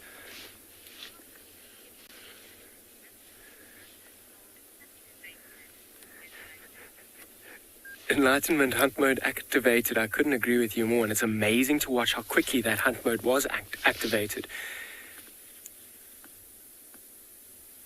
Here comes, oh, this lion is getting very close to this giraffe in front of us.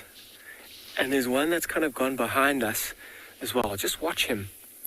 That giraffe is on the left of him, not worrying yet. And I'm not going to turn on. I know the giraffe is just out of picture. I really hope this lioness behind us does a little bit more of a loop around. But the strength of that male, he's big and strong. He's not going to be able to do that, kill that giraffe on his own. But you'll see, if he does get a chance or even gets a claw or a bite into it, the rest of the pride will join it very quickly.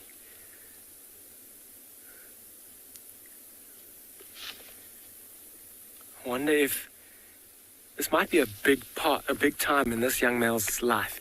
He's still with the pride. He looks like he's getting to an age where he may be leaving very soon. And he needs to hone. Oh, looks like the giraffe might have seen him. Watch, watch, watch. Oh, the giraffe has seen him. And off it goes, unfortunately. That might have just been a little bit of inexperience on this young male's part. That giraffe saw it maybe from about 10 meters away and quickly ran away. As soon as it saw it, and you'll often see giraffe will actually stop and stare before they run away. But that giraffe was completely taken by surprise. Let's see what this young male does now. I wonder if he's going to try and change his plan to try and stalk one of the other giraffe.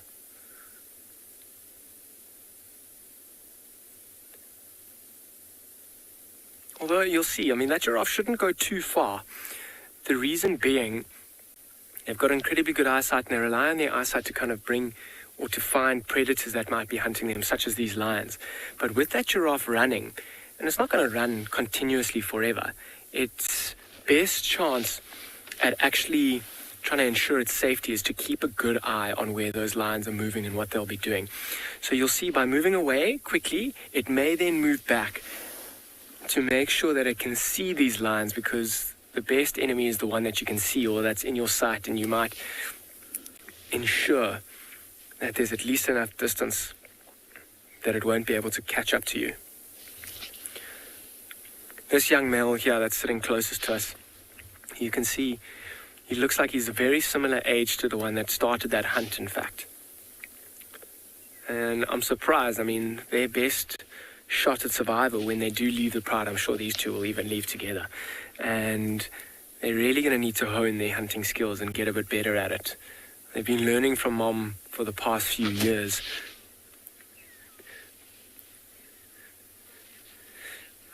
So, with that first hunt kind of being blown, there were a few more giraffe. I'm going to spend a little bit more time here waiting to see if they don't come back into picture, and maybe this young male and the rest of the ones that are lying down might kind of get the cue and join this hunt. In the meantime, I'm going to send you to Dev with his zebra and rhino.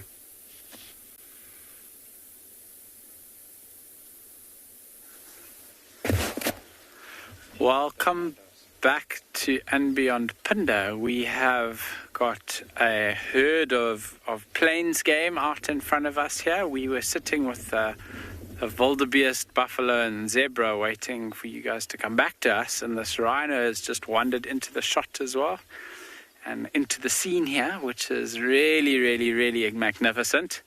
The sun's just starting to get down, the light's getting golden, and we've got a beautiful live African scene happening here for you guys. It'll be interesting to watch the other animals move around that rhino as he kind of now makes his way through the group. Important to remember that he's a lot bigger than the rest of these animals, so they will most likely move out of the way for him. It's the kind of natural order or hierarchy of the African plains. You see that wildebeest is not interested in getting in that rhino's way. The rhino's a big dominant bull.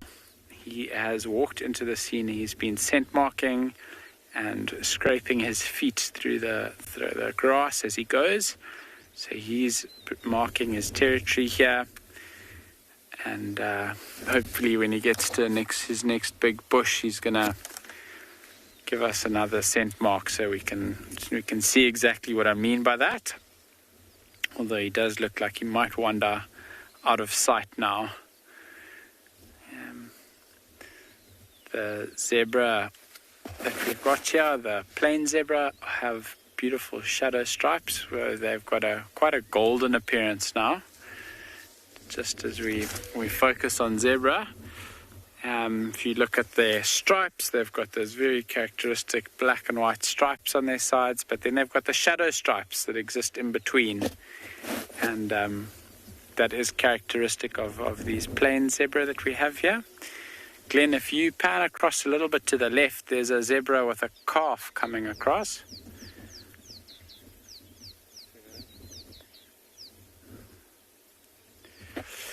Hi, Rosalind. Thank you for that question. A big male white rhino get all the way up to 1,600, 700, 800 kilos, so well over a ton. And yeah, very large, whereas black rhinos will peak out maybe at around 1,200. Going back to the zebra here, there are two youngsters that I can see immediately. Two little foals that have been born recently. You can see the one on the left is just being blocked from our view by another zebra, but it's now nuzzling between its mother's legs trying to suckle. Still very young. Just a little bit behind it to the right is another one that's also standing next to its mother there. And if you look at their colors, they're actually quite a lot more brown than the adults. They're a little bit more fluffy and obviously significantly smaller. So these animals are actually all slowly moving in the direction of that watering hole that we were just at 5 minutes ago. So I wonder if they might be heading there for an afternoon drink, or if they're just moving into the lower lying area here. There's been lots of rain yesterday and the day before. So in the lower lying areas, all the grass is getting these beautiful green, luscious shoots that are coming through. Which is great for grazing and known as quite sweet felt. The zebra will be really enjoying eating that. It's quite a large herd of them here. Not too often that we see this many congregated together on Phinda, but very, very, very beautiful. Now, we're not going to stick with these animals until they get to the dam, but I believe Kyle has got an animal at the dam and he is going to take you into the next session.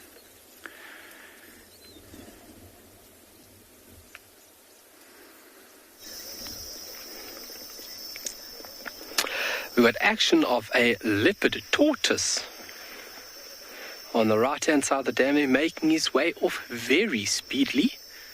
Came down for a little drink. I wonder if it's Timothy or Tiffany that was here last time. I think we ID'd as a male, so Timothy. On the right hand side there. On the edge.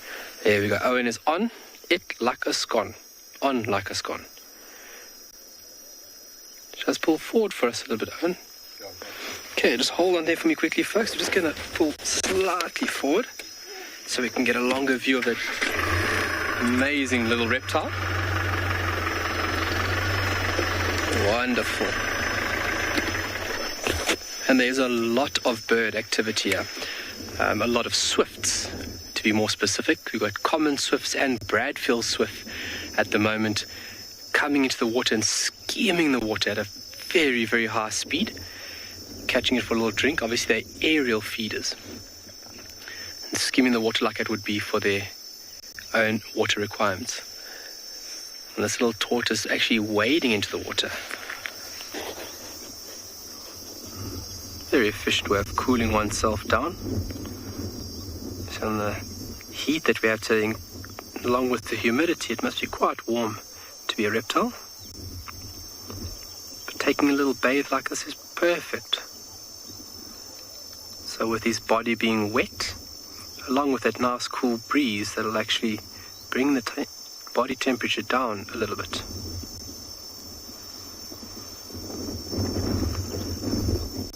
Wow, fantastic.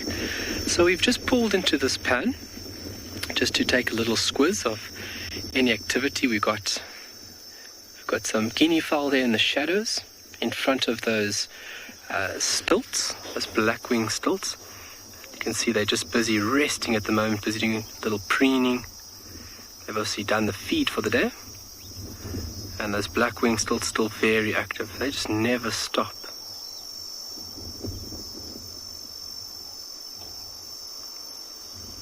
And so we've just come into this pan just to make sure of any activity in and out of this pan. Obviously a source of water like this is very, very important. Laura Moore, good afternoon, and wonderful to hear from you. How often do tortoises come to the water's edge? Yeah, that would depend on time of the year, availability of food in the area. That would be a variable across individuals within a population. So I think with a tortoise, if I knew there was water here, I would definitely come down for a thirsty drink. But that would be a very varied question or varied answer. So yeah, it depends on, especially now these favorable times, tortoises do feed on flowers, they feed on succulents, grass, forbs. So with all the very high water content food around at the moment, they don't have to venture too far and wide for water requirements. But I guess that if it is available like this and they know it's here, great. Oh, beautiful little grebes Owen's got us on there. Those are such tiny little birds. You'd think, how do these little organisms make it? I've even got a higher degree of respect for smaller organisms and how they survive day-to-day activities. Sexes are alike within the species, and you can see they're doing plunge diving activities. That's how they feed. So they've got quite a buoyant ability, but then they're specially adapted feet. And if you look at birds across the board, their feet.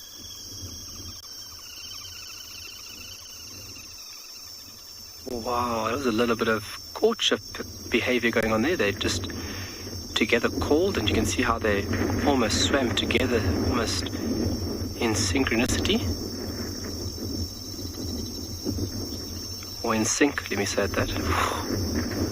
Beautiful little birds. Yo, those swifts are coming in like kamikaze pilots.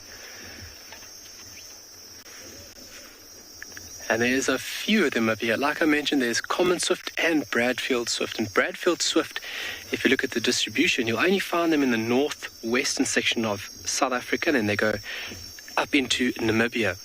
So it's one of those birds that you could, if you were a big birder, add to that life list while here at Tshwane, which is a fantastic add-on, along with the beautiful vegetation and the fantastic scenery.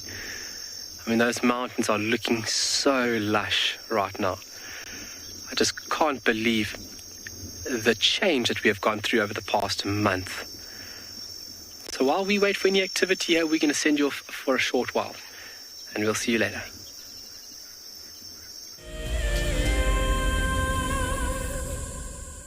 My name is Ross, and I'm a field guide at and Beyond Pinde Private Game Reserve. I love getting questions from guests on Wild Earth because I love sharing and learning information about nature with new people, and it also makes me feel like you're all joining me in real life. If you want to ask a question on Wild Earth, then you need to register on our website. Once registered, go to our live safari page and submit your question below our live feed. Welcome to my car. This is Wendy, and she's my favorite. She would love to have your name attached to her, so you can be with her every single time she goes on a safari here in Djuma. If you become a Wild Earth Explorer, you will have the opportunity to buy an engraved tag, which we will attach to her. We will make sure to send you a digital picture to show you exactly where you are sitting on her. You will have front row seat in every single sighting.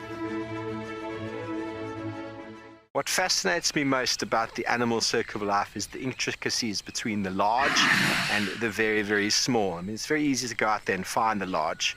Once you found the large, the cascading effect down to the small absolutely fascinates me. Alertness and situation awareness is by far the number one aspect for protecting ourselves out on safari. Catch up with the guides daily here on Wild Earth.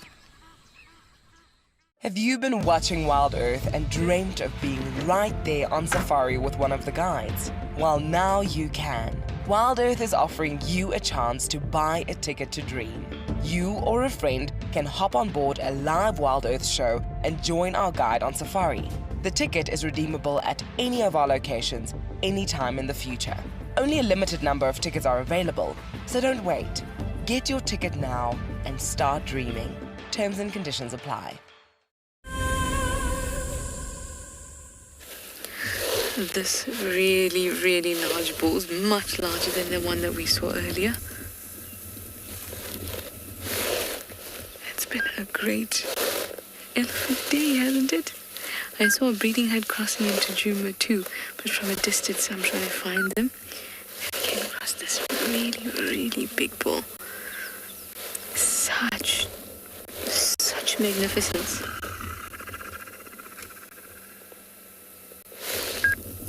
That was flatulence, everyone. Big body, big flatulence.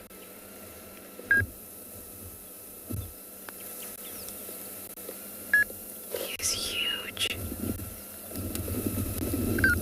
You won't really get an idea of his size until you see him with other elephants, or in a breeding herd especially.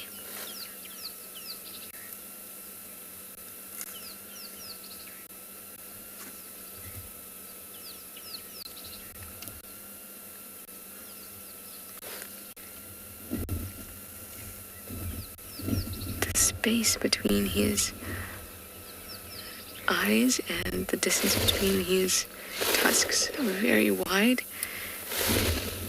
That would put him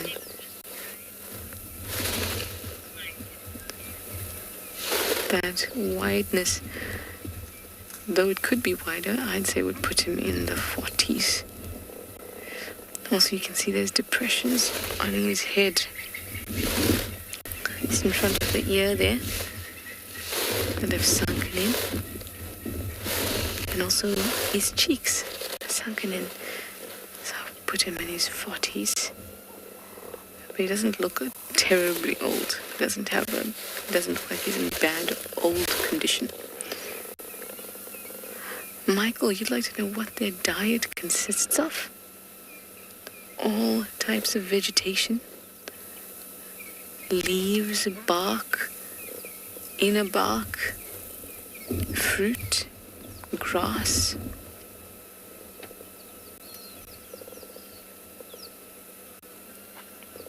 Anything they can get their trunks on.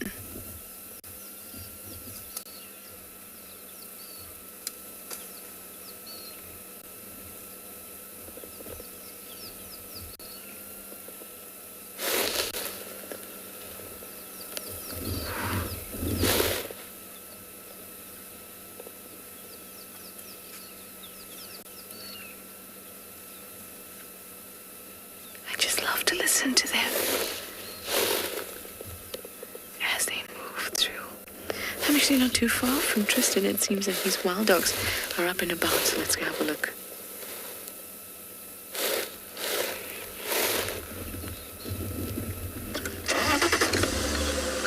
Well, listening to elephants move about and listening to wild dogs moving about is two very, very, very cool things. The dogs have just woken up and they are going a little bit crazy, as they do. I'll keep quiet so you can hear all the squittering and squealing and carrying on that's taking place.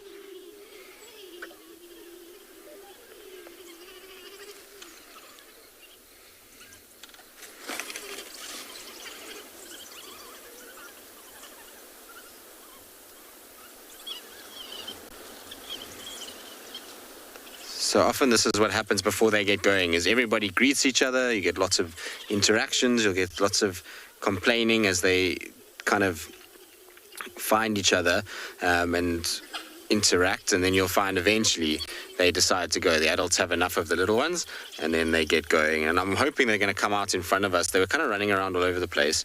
It's not the best view right now, unfortunately.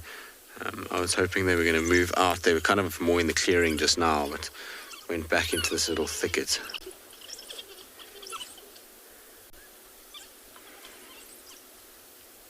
And you see how the puppies have still got that instinct to go straight to the face and lick each other's faces.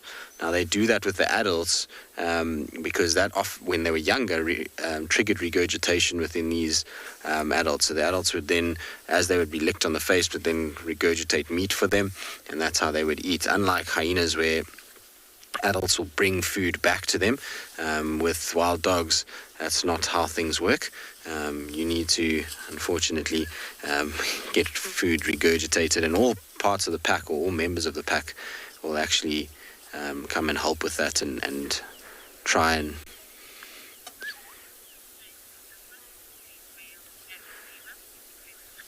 now I just want to see something quickly. This dog that just sat down, are there worms hanging out of its bottom? It looked like there was something hanging out. Are you going to stand up now? No, back to sleep again. Okay, well, we'll just watch that dog when it stands up. There's definitely... There we go. You see the worms hanging out. That's not great. Or is that bits of meat? I can't even see what it is at this stage. Either way, it's not pleasant, whatever that is, and it's struggling to get it out. You see how it's going to wipe its bum on the ground?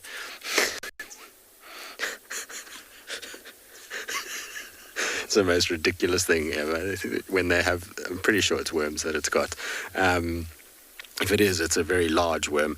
I know it's a bit gross for a lot of people. It's not something that you want to see, but that is quite common with wild dogs, I'm afraid. That happens every now and then. There we go, they fell out, which is good. Victoria, you're asking which one is stronger, males or females. So males are slightly bulkier in the wild dog world. You find they get a thicker collar of fur around the neck, slightly larger, and so they're a little bit on the stronger side. I'm going to reposition because where we are right now, it's not easy at all. That one is still struggling with the worms in its backside. Not very pleasant at all. I've seen it with lions before, but with wild dogs, it's quite a common thing to see those hanging out the back. You can see they get quite big as well. It's not a pleasant thing to see. But they get rid of them by just doing exactly what it does there, is basically defecating and then starting to rub their bum on the ground, and that then triggers eventually for the worms to kind of drop out. But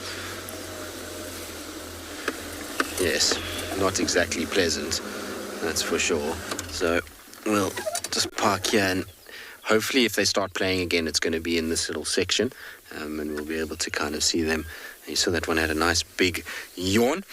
So with wild dogs, their dental structure is slightly different to cats. They actually have more teeth than what cats do. I'll show you now a picture of their kind of skull and the teeth that they have. So while that one was yawning, you saw they had quite a nice kind of mouthful of big white teeth, and their mouth structure is very similar to cats in that obviously it's got the kind of incisors, canines, premolars, and then carnassials at the back. But like I say, they do have an extra set of premolars, I think it is. I'll double check now. Why that is, I don't know. I mean, they obviously have a very similar diet to what cats have. But if we have a look here, you'll be able to see you've got on top here, you've got a lion, and then you've got hyenas over here. So lions and most of the cats will hover around sort of 30 teeth, which will be obviously if you see the little kind of number plates here with the numbers, those are incisors. Red is canines, blue or premolars, green will be your normal molars. So they have 30 teeth in their mouth.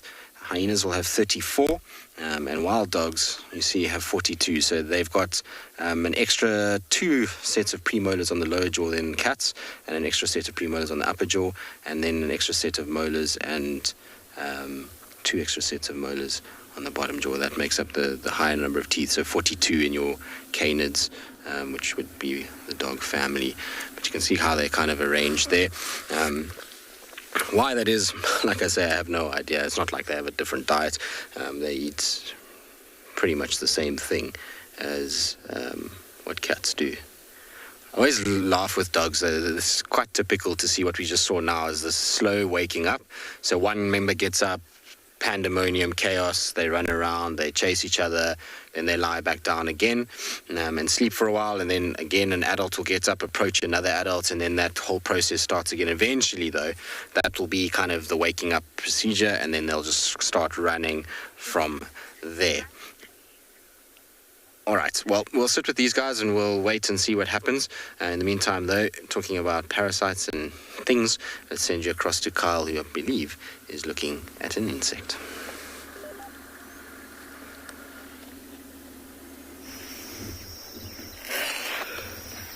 Well, we cannot get over the activity of these amazing wasps. These females working extremely hard to ensure the next generation has exactly what they need and more to successfully come out and start this cycle all over again.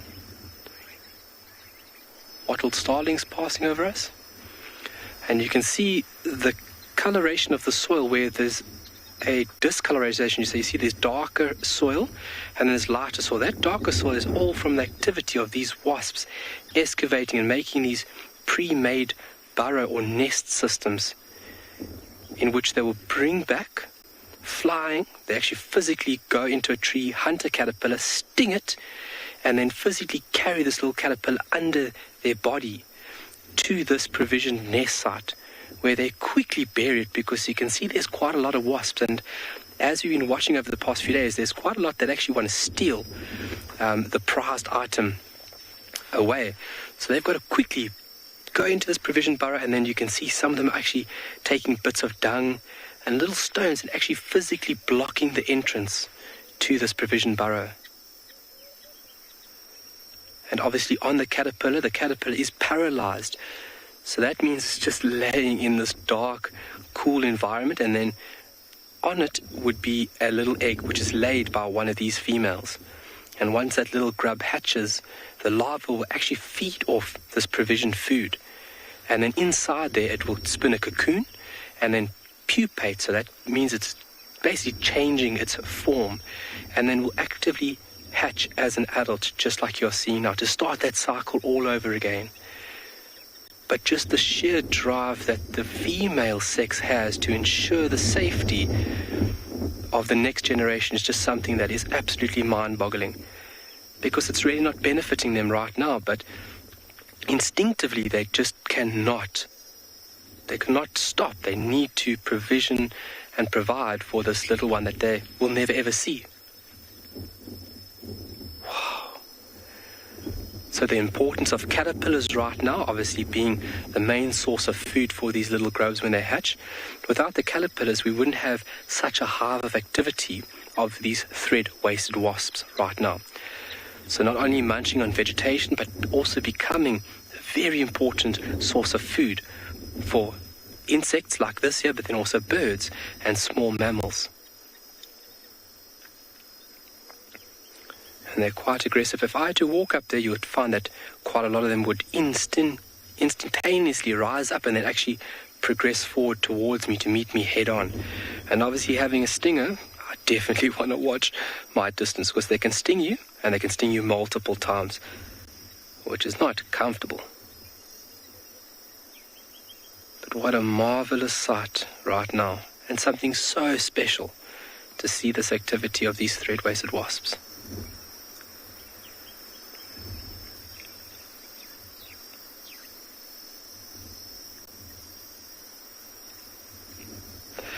Well, while we enjoy these thread-waisted wasps, we'll see you in a little bit. We've got something quite special to show you, but we're going to send you over to a little bit of buffalo activity for the meantime being.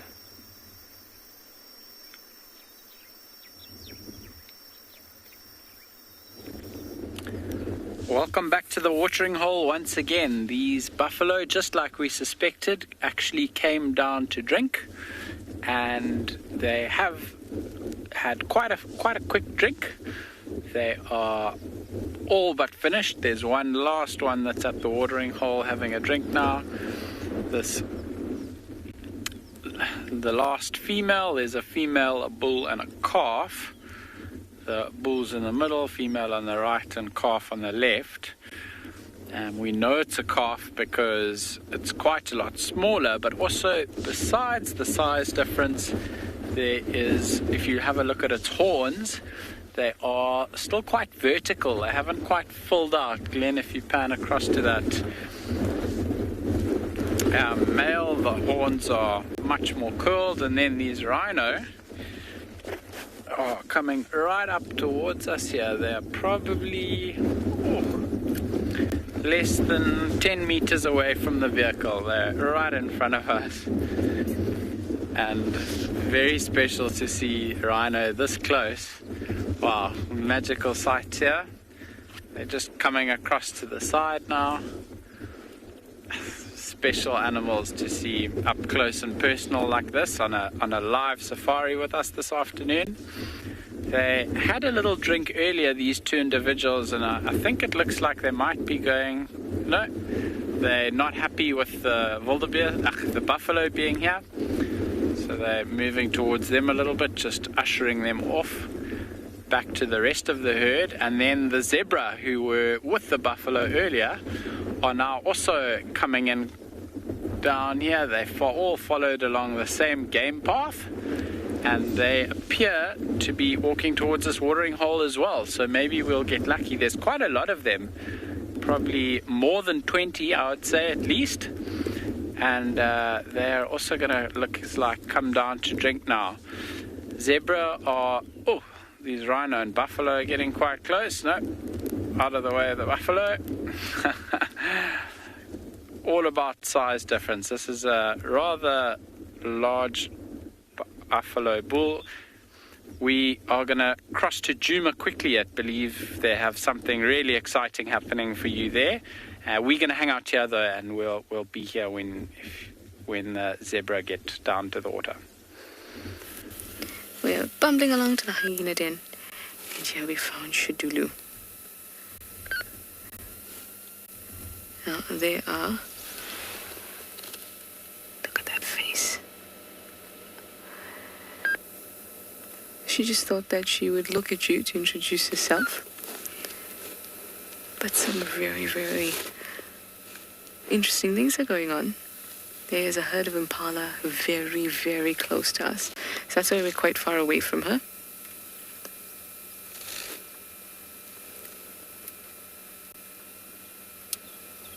There are the impalas.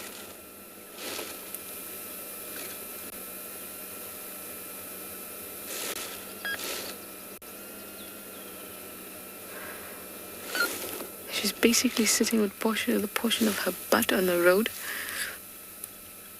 We were busy bubbling along, and there she is.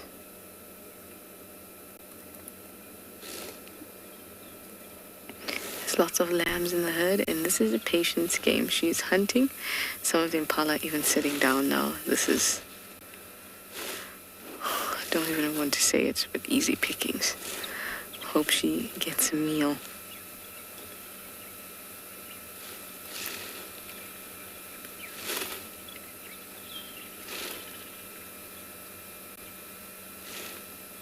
I knew finding the elephant at the beginning of the day would be, or beginning of the drive would be good luck. Now I'm just excited to see what happens here. There's so many lambs in this herd close by, and so many of them sacrifice their lives to feed the predators that we know and love. Of course, we know and love the herbivores too. And there's appreciation on both sides here for whatever happens next.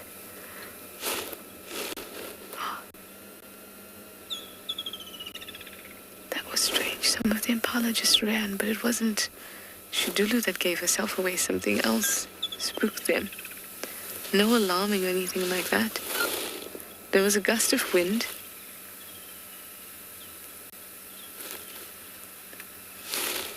Maybe a stray scent.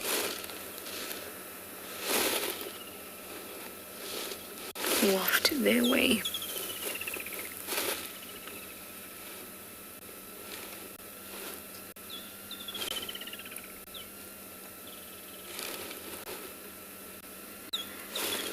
Now she'll wait till she's about 10 meters from them before she pounces. She's not going to waste time.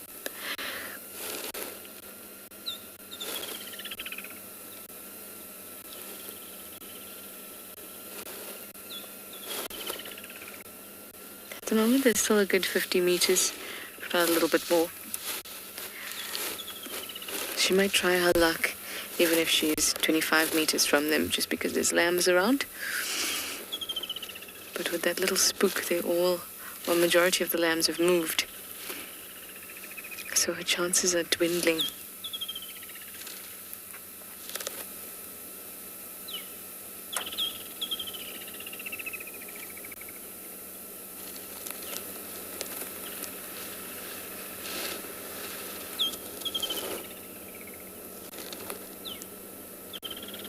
Such a different type of scenario to when we have wild dogs, which we did in this exact spot, excuse me, where they'd see the impalas and they'd start racing through. Here it's a game of patience, stealth, and the standoff can go on and on and on.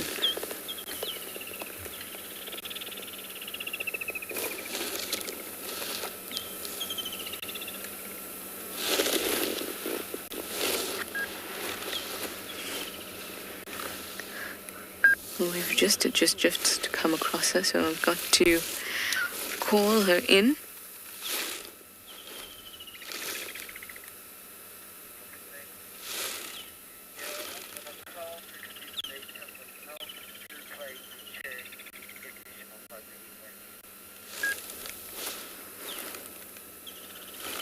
No problem, with the lock is still static.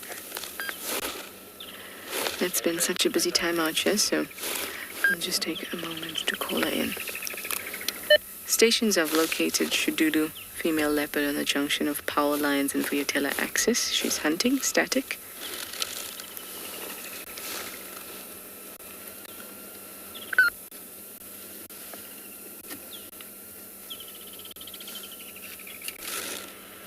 Position on left at The impala is slowly moving away now, but she'll continue to creep up on them until the opportunity is just right, and we'll be there when that happens. For now, I'll send you over to Dev. He's at a waterhole. See what array of creatures he can see for you.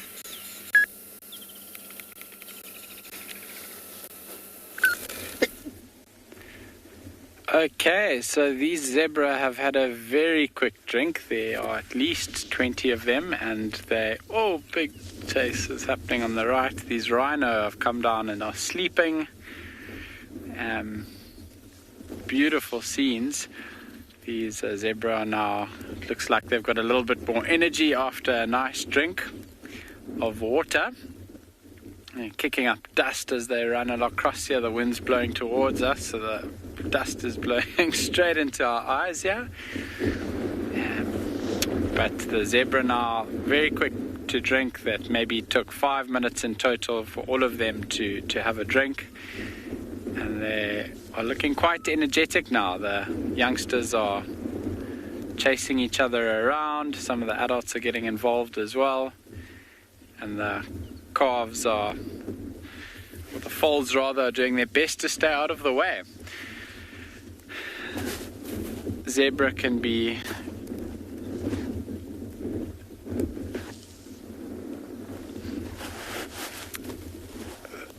the reason, Mike, that zebras are always in groups is they are one of the animals that use the herd strategy to stay safe and look after each other.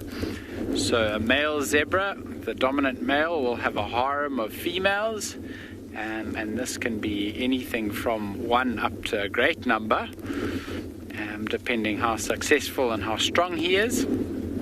And they do stay in herds like this for a couple of reasons, but one of the most important ones for them is that there are many eyes and many ears. So the more eyes and ears you have, the more likely you are going to be able to spot predators coming in before they get close enough to hunt, and the more chance they have at surviving. So this big herd of zebra will have a good chance of spotting a lion from bit more of a distance than perhaps one or two. And that's a very similar reason to the reason why other animals hang out in herds. Other animals like impala, nyala, buffalo, they all use the herd to keep themselves more safe and protect themselves more than they would be able to do on their own. The rhino are fast asleep now. They're lying down on the ground. The zebra don't seem to be bothering them too much. They're quite happy just to be lying here.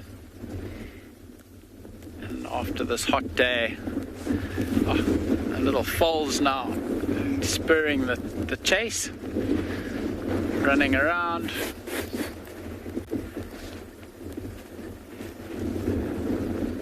And the zebra are now slowly moving off in the same direction they came. So they know where the water is in this area.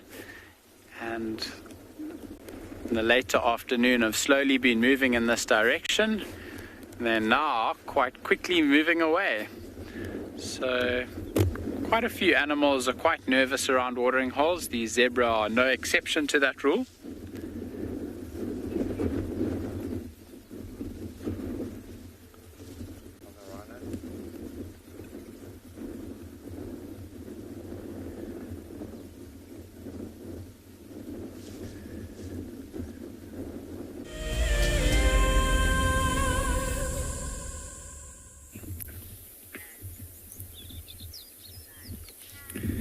Welcome back, everybody. Now, with the sun starting to get a little bit lower in the sky, the light is really beautiful.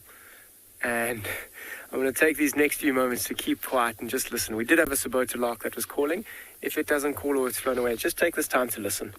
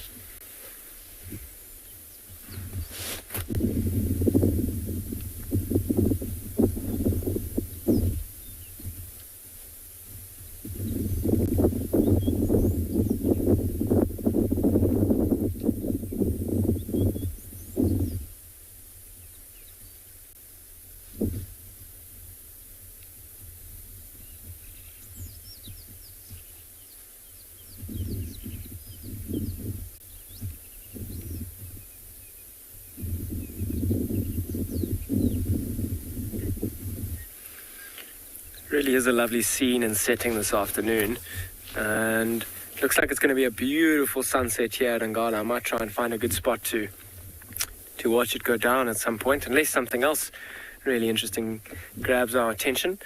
I'm going to be making my way towards a watering hole as well, our biggest, and try and see if there's anything that's coming down there this afternoon, and something that might try and interest us this afternoon.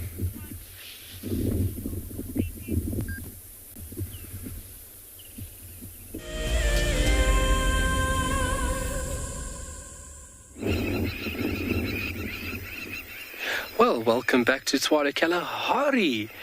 We were just appreciating all the bird life and the sounds, and what a beautiful setting we got over here of the sun reaching down to the western sections. And we were watching a pair of birds very closely, and look what we found. So it might not look like much, but that is exactly what the birds want. You can see almost in the central part of the screen there'll be a shallow depression, and those little shiny objects are not stones, but are eggs. Those are 4 little blacksmith lapwing eggs, and this is where these birds would create this shallow depression, totally exposed. And I mean, it's remarkable. I mean, those eggs are maybe 5-6 meters away from the water.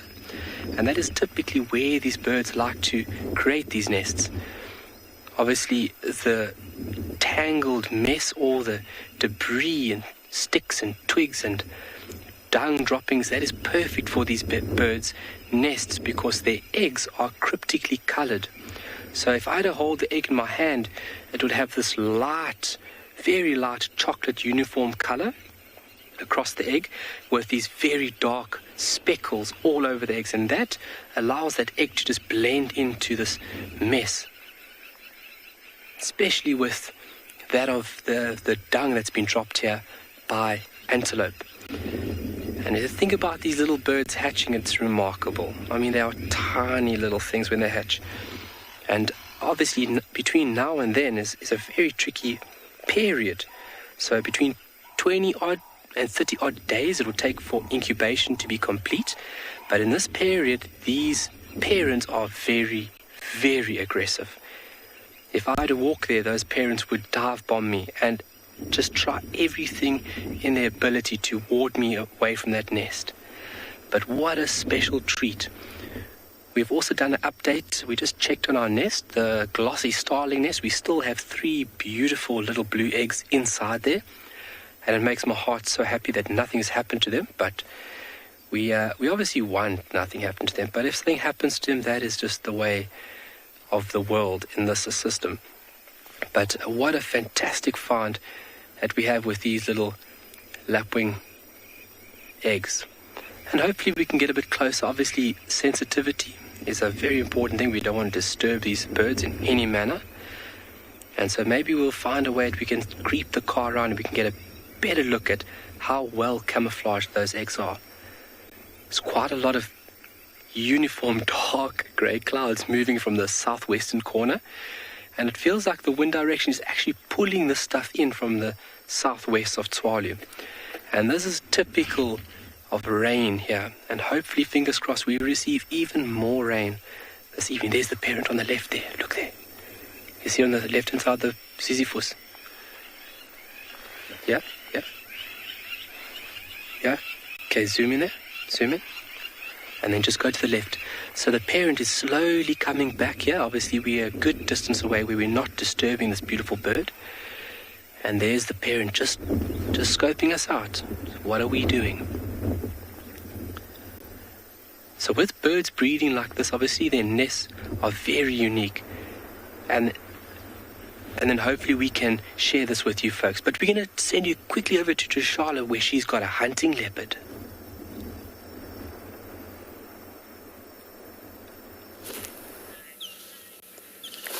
Shtudu has now slinked around. He's looking for cover, keeping very low. Look at the shoulder blades. Shoulder blades above the head.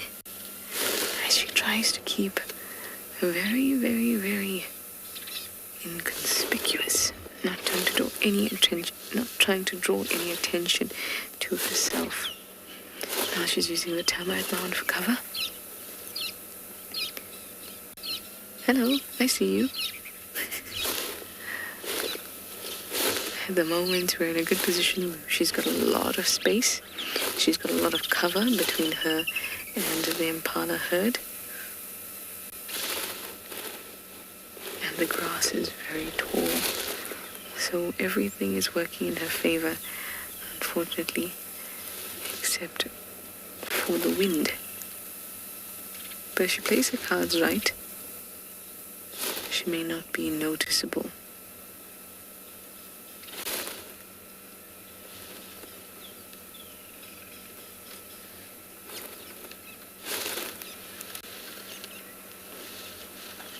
So I'm not going to do too much moving. We'll just take the visuals we can get, because if there is a hunt, we'll be in a good position.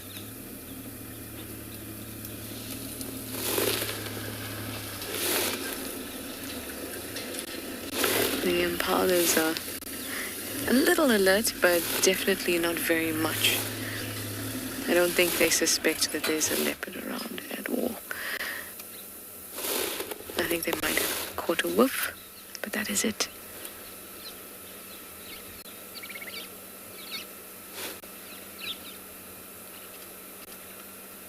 Some of the impalas are grazing. There's so many lambs around in that little herd too. Playing and all of that. They're not even looking in this direction sometimes. meal. It's always exciting to see them.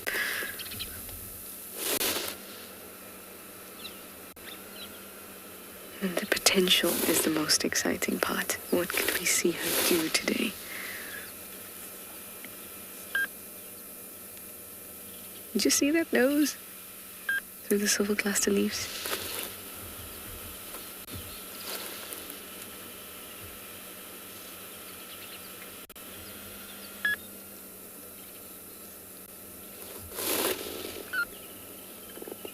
This could take hours, just so you're aware. So it's not something that happens very quickly. It may take her 20 minutes to get from one place of cover to another. She's got a few good bits, and she's got to get really close before she can pounce. She does look like she's serious and she means business, though.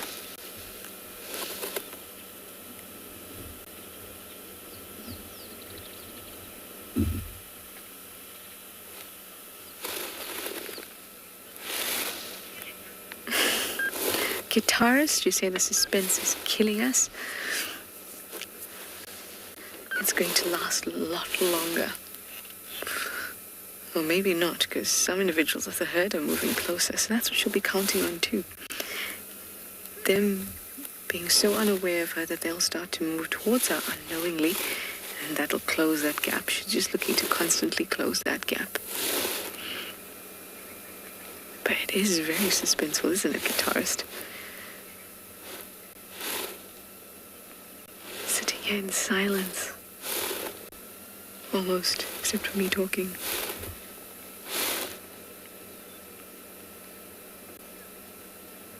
It's also a strange feeling to know that within the next hour, few hours, minutes, we don't know, life may end. It really is nature's ultimate stage.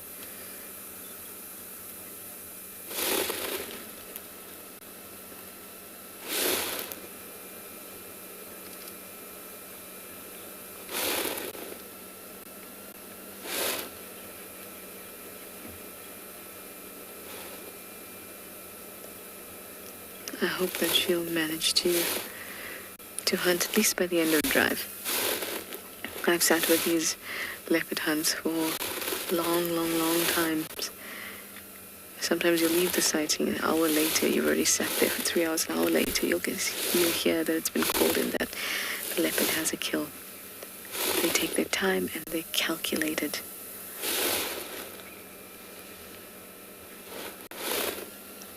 She's really going to make sure she's close and she's patient before she makes a kill.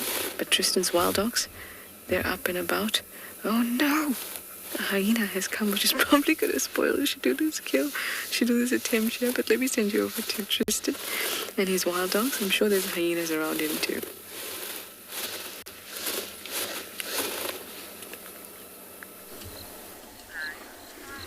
Well, hyena came here too and got a rather rude awakening as it was moving through the bush. All these dogs came flying at it and it just went running off with its bum kind of touching the ground, much like that little wild dog shuffle that we saw earlier. But you can see the dogs are up. It's now time to, I think, to get going. I'm sure we're going to see adults starting to move. They've been quite wary. I think with the wind that's blowing, there's been a lot of little kind of alarm calls that they let off, which is like a low growling grunt. And so I wonder if there isn't maybe something else around. I know Hukamuri is on Arathusa, so there shouldn't be any other leopard here, although Tingana can appear out of nowhere, and we know Kara can sometimes come into this area too. But the dogs seem quite aware of something around them. There they go trotting. I wouldn't be surprised if they go up this way and they keep going north. It's very possible that maybe, just maybe, they run into where Trishala is with Shadulu. Or they found themselves something behind there. I don't know, they're searching behind a bush there. There's Franklins that have been alarm calling the whole time that we've been sitting here. It's what they're listening to at the moment. I'm just going to go roll back quickly just to see what's in that bush, because they're all very, very curious of something that side. No, nothing there that I can see. Maybe they're just trying to see if there's any signs of impalas or something like that that potentially they would be able to hunt. The whole kind of pack is just spread and all facing towards where those francolins are alarm calling at the moment. You see how they're lifting their heads to the wind? So they're trying to check the kind of scents that are blowing towards them.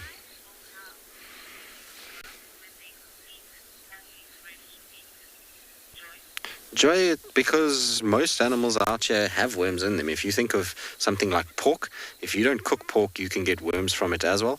It's not anything to do with how fresh it is. Worms are often naturally occurring in wildlife, and that's basically due to the fact that they drink very dirty water, and they eat all over the place. There's nothing that's washed, it's nothing that's cleaned, so they pick up worms pretty easily from that, and a lot of it is from what they, the meat that they eat, obviously, with these guys, but worms can also come from, all kinds of random places, but it's because nothing is cleaned, nothing is kind of given antibiotics, nothing is made sure that it's dewormed, so it's just a natural part of their life. It's a very slow start today for our doggies. They're not quite sure of where they want to go or how quickly they want to get there. These francolins are definitely unhappy about something, that's for sure. Because they're still calling now. How cool is this, though, to have the whole pack just coming across this open clearing, and slowly for a change. Generally they're in a rush, but today you can see they're just slowly kind of ambling their way along, taking it very easy as they go, which is cool. Now the dog that I was saying is the one that we follow all the time is the fourth dog from the front. You'll see it's the one that's got the kind of saddle, it's like a little black saddle that it's got. It's the one that we've known for quite a long time. There it is there. You see that little kind of black half circle in the middle of the back. It's crazy to think that I've actually touched that wild dog, which a lot of people might be wondering why, but we put the collar on that dog and took the collar off of it. I was saying earlier, I've been fortunate enough to have friends within the wild dog research world, and that means that we've done a lot of work with dogs in terms of putting collars on and taking them off, and that was one of the dogs that we did many moons ago. I think it was in 2017 was when we put it on. We took it off in 2019. I think it was 2018, 2019 we took it off, something like that. Can't really remember. But it's an awkward angle for Gert, so I'm just going to reposition ourselves so that Gert doesn't have to worry so much about kind of filming behind him. Also, the dogs are just moving slowly. I think they too are quite wary of something here. I think they also a bit nervous of maybe that there's another predator around with these francolins alarm calling the way that they are. If it's something like a leopard, well, they'll soon find it and chase it up a tree. But obviously they've got to be careful because they don't know if it's lions, it could be hyena, it could be, other dogs, could be even a bird of prey that's causing the francolins to be upset. But the dogs don't know that, so they're just going very, very slowly in order to make sure that they don't have to run into something and get themselves hurt. But there we go, it's quite nice with them kind of just coming down across the open clearing. It's always nice when you get a little clearing like this so you can actually see the kind of way that they move. Awesome, isn't it? To think that there's so few of these guys left is just such a shame, and also special for us. Anyway, it sounds like Trishala's got hyenas going towards Shadulu, so let's send you across to her.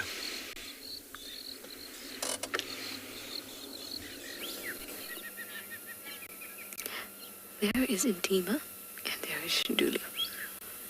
Intima came here, pretty much gave Shadulu away and then walked off. How could you, Intima?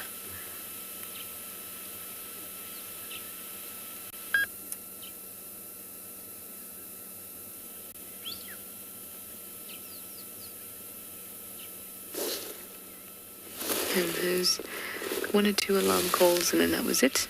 But then the herd, a few are still alert, but the rest of them have their heads down.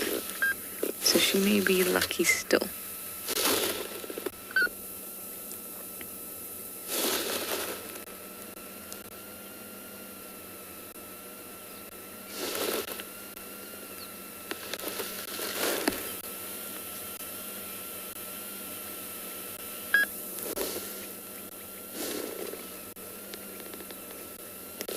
talking about the Impala lambs, not easy pickings they are at the moment. Keeping all our predators well fed.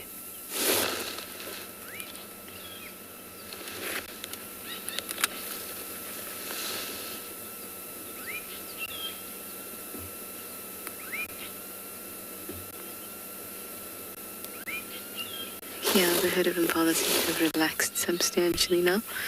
The one that was still staring in this direction has also turned around. When they move, that's her opportunity to move too.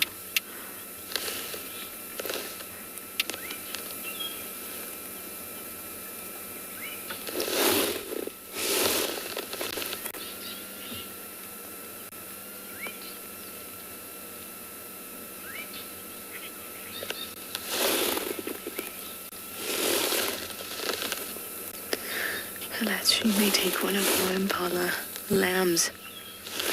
But Dev has some warthog babies. Hopefully will not be taken because they're very, very cute.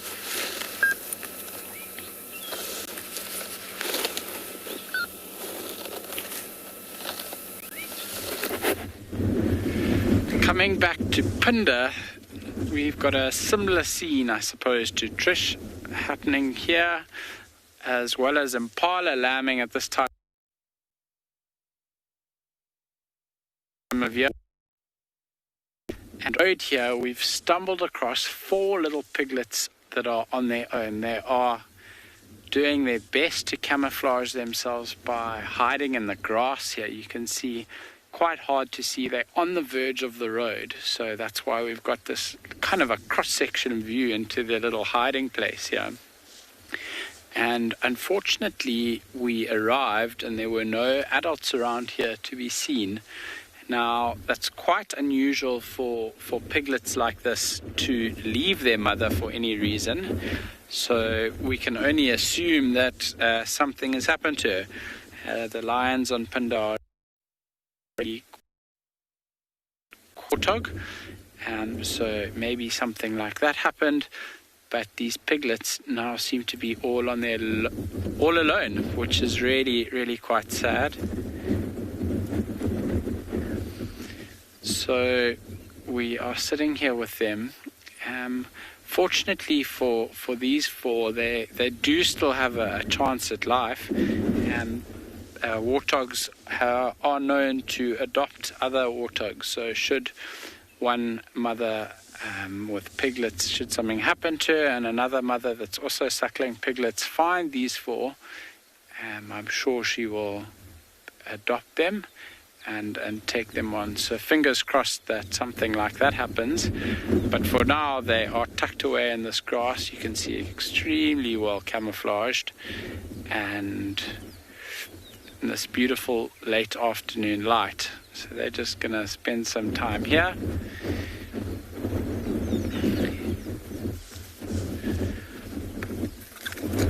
See the little tufts on the side of their head and the little bits of fur sticking out.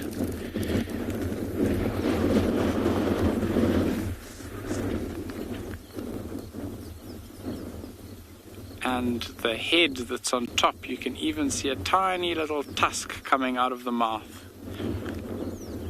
So these 4 of... they are thick.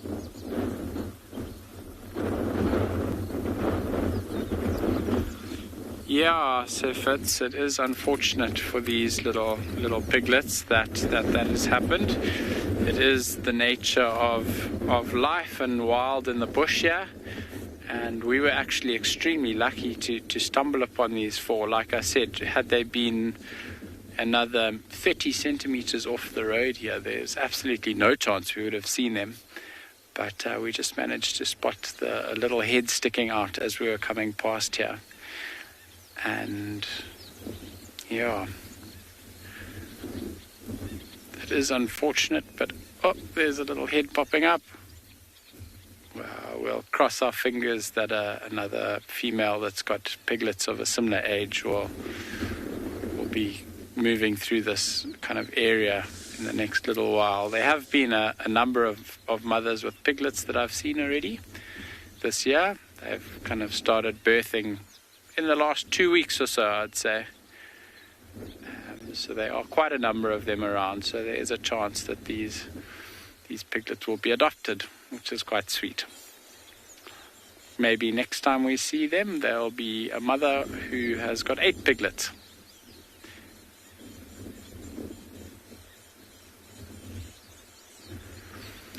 We are going to be moving on from these little piglets. They're going to lie down in the grass here and do their best to hide away for the next while. Kyle has got some eggs also tucked away, maybe in more plain sight than these little piglets.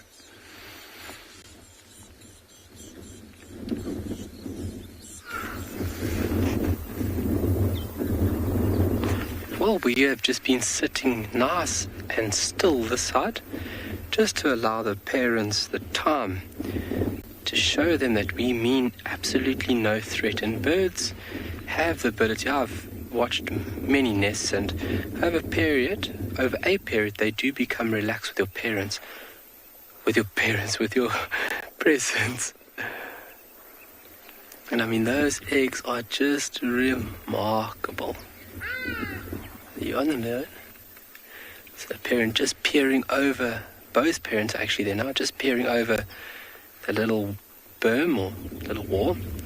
And this little nest would be lined with a few little items like vegetation. But the main ability and how these eggs will survive is obviously the cryptic coloration and obviously the help of these devoted parents.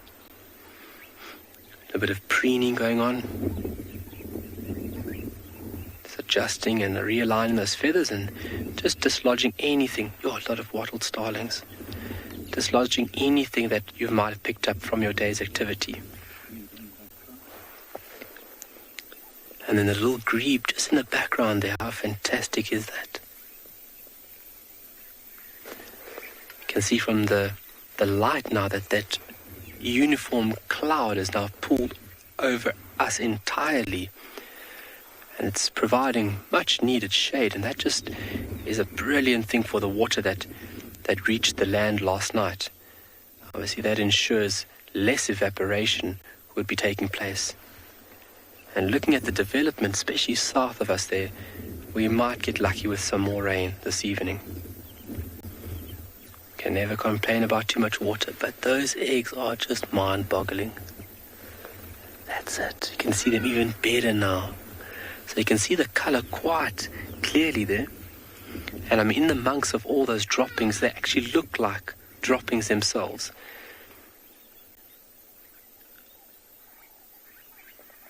So birds that breed like this or nest like this on the ground with hardly no nest itself, when these eggs eventually hatch after about 26 to about 30 days, these young will be in a very advanced physical state. So they would have a little coating of feathers, which we refer to as downs. They would have fairly developed legs, so they can walk around. Their eyes will be open, so they can get about and do everything that they need to. Unlike a bird which is bound into a nest like those glossy starlings. Those glossy starlings, when they hatch, would be naked, eyes closed, no feathers, totally helpless, and rely on the parents for everything. Whereas in these little guys, are very, very lucky. Well, in a sense, because obviously then they're exposed, but they've got the parents which are very devoted even after hatching. And you'll find that this clutch would actually hatch almost together. These little eggs will hatch almost within a day or two. And only thereafter will these little ones start moving off the actual nest site. Obviously just having a day or two to adjust into this big and scary world. More starlings coming through. There's a lot of bird activity. These wattled starlings are coming through in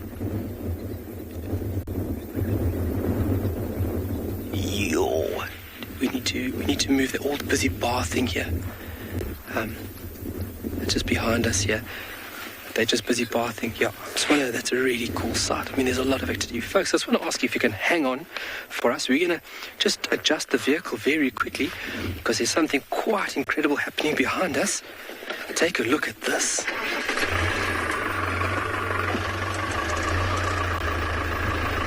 So on the corner here, all these wattled starlings are busy doing a late afternoon bathe.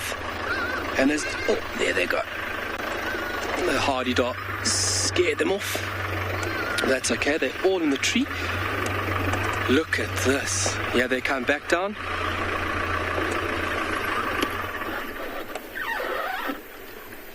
Hive of activity right now. Wow. I've never seen so many wattled starlings on Tswalu. Look at that, folks. Wow. So you can see where they get the name from, wattled starlings. You can see the individuals with those bright yellow masks.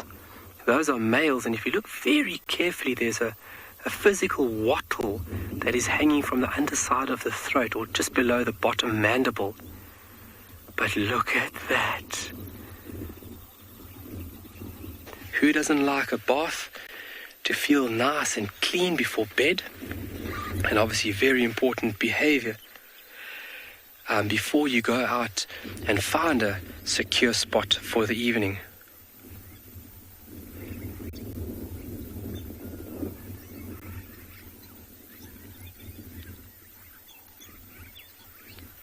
Unbelievable.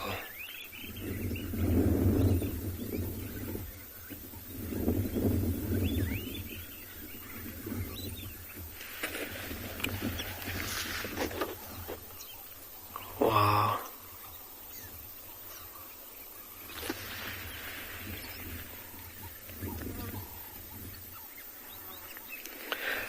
So the male is the one with the very bright colors, and then you'll have females and juveniles mixed in with this bathing flock. And you can see each individual doing almost exactly the same moves or same process in which they bathe. So actually dipping the head in the water and then running the water over their back and then quickly shaking their feathers and their wings just to run all that water through and just dislodging anything. And now they'll go up into a perched position and work their feathers with their beaks. Whoa, look at them. Wow.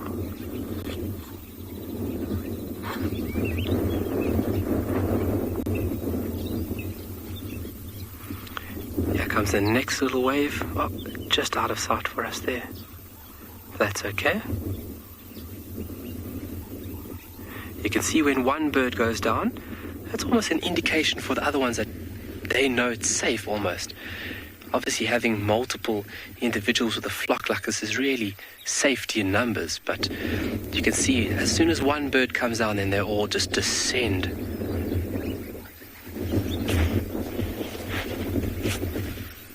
Oh, sorry folks, from one thing to another, Glennett's back on the nest.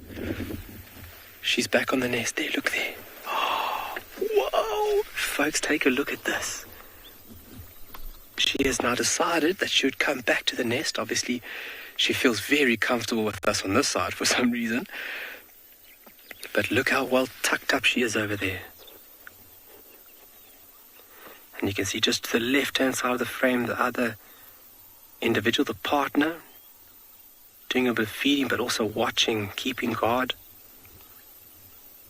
And I have been nagged a lot by these birds. They are very aggressive and they will not hesitate to come down with claws and wings to deter you away from this very, very important little site.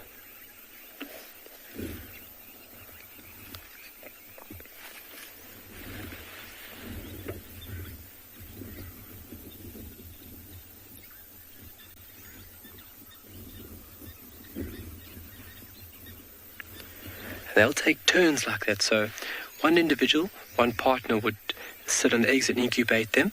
Obviously, incubation is a very important process where they have to physically regulate the temperature of those eggs. And then you'll even find some birds have special little patches, bare patches, because skin transfers heat a lot more effectively than if you had a medium such as feathers. So they have something called a brood patch. But having 4 eggs like that, that individual is just ensuring that all of their feathers are splayed over the eggs to ensure ensure uniform insulation on those beautiful little individuals.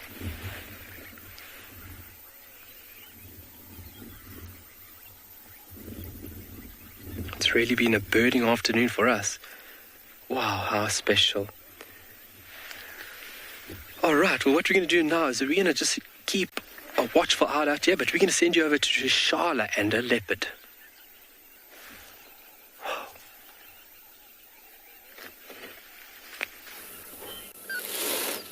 Kyle loves a bit of birding. That's an understatement. Kyle loves birds. So enthusiastic about them. It's infectious. Shadulu has not moved an inch. Her focus has waned, in my opinion, and her interest. The impalas are out of sight at the moment. For us, at least. And while I hope that she will get lucky, the possibility of her grabbing a meal before show ends is becoming lower and lower.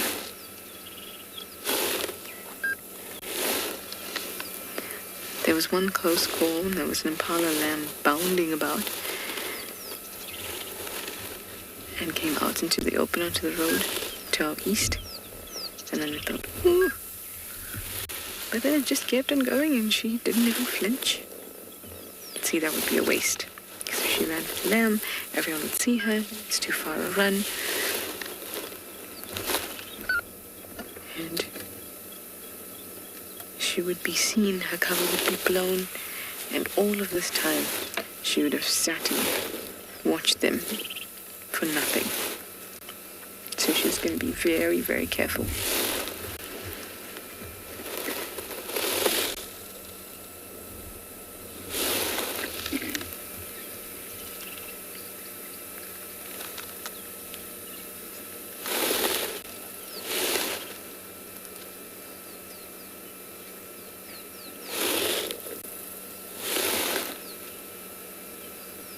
Every time I think that she's going to move, she just shuffles in her spot.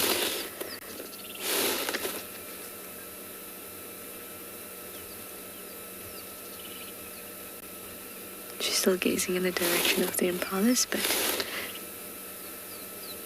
no movement yet. Very, very, very exciting. But also realize that we might not see anything happen. But that's how it is out here in the bush. You never know. Imagine how many failed hunts there are. You only see a small percentage of both the failed and the successful ones.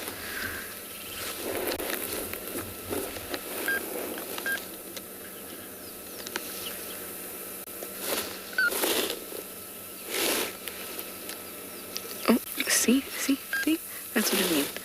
Every time she gets up, I think that she's about to move. But no, she just shuffles her bottom and readjusts herself in her spot. It's nice. Oh, why, you just too cultured, aren't you? She's just crossed over her paws, sitting very prettily, Shadulu on a Shadulu. If you didn't know, Shadulu means termite mound in Shangaan. Because that's where she likes to rest. Clearly, she's showing us that.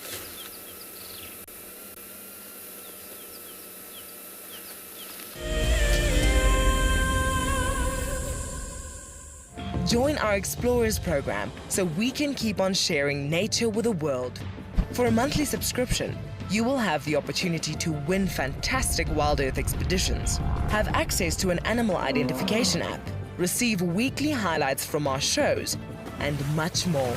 All the money will go to keeping these live safaris on air, which in turn connects a global population with nature.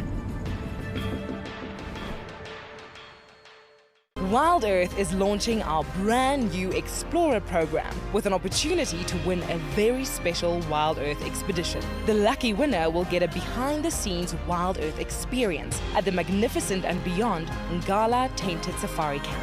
The prize includes a 3-night stay for you and a friend with a chance to sleep out in the unique Ngala treehouse. Become a Wild Earth Explorer and stand a chance to win this and many other prizes. Terms and conditions apply.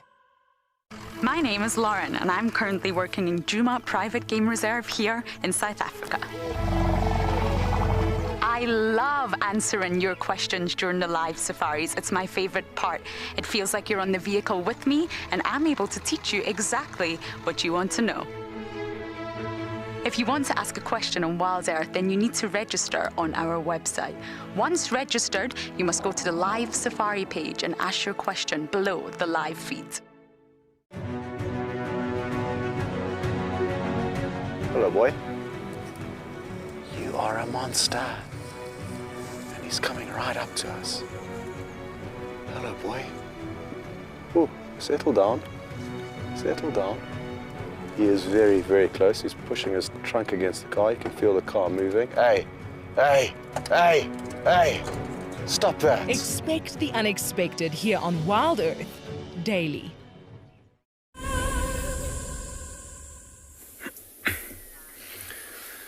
Welcome back, everybody. Now, we've actually found quite a special herd of elephants. There's a brand new little baby. If you look very carefully below that mom's trunk, it's there. I'm going to spend a little bit of time just listening. It might even be a couple of days, if not a few weeks.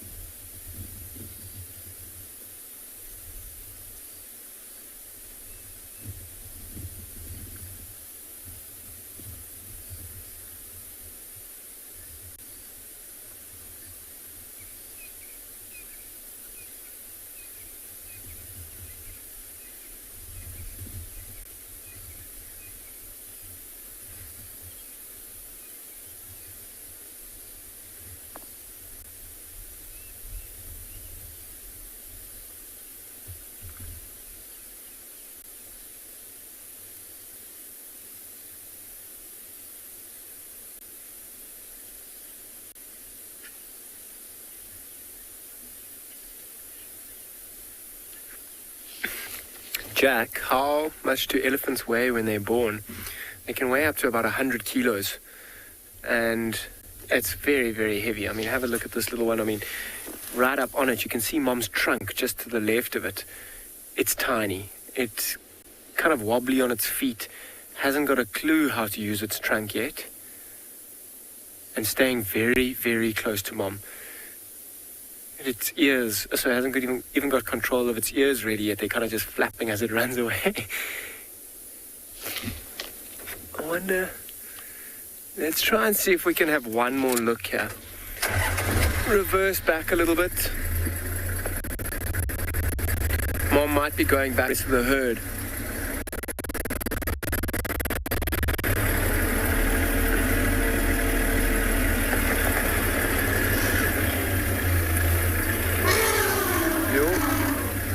Okay, let's stop and have a quick look. That might have been at us.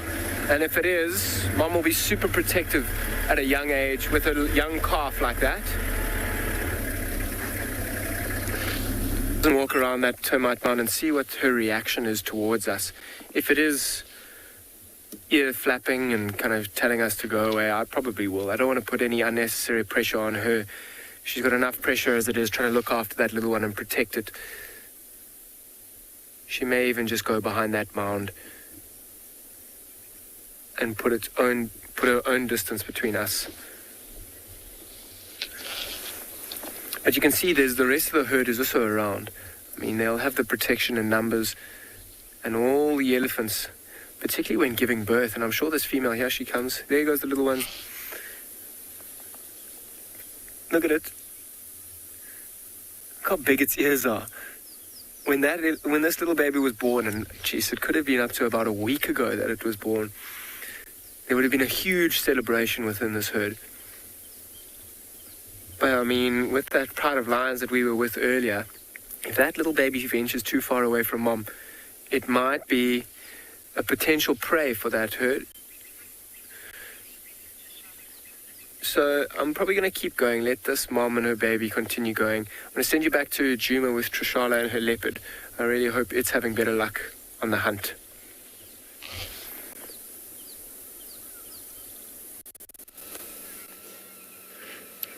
Luckily, we've had an opportunity to move a little bit closer to her as the impalas moved further and further away. Still giving her ample space if she suddenly decides she wants to go for this impala. At least we can get a good look at her.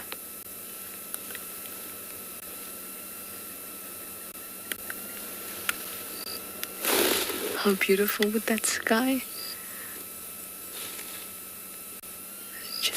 Gorgeous, gorgeous, gorgeous. Even if the suspense has fallen away, that's still a beautiful scene. Absolutely stunning scene.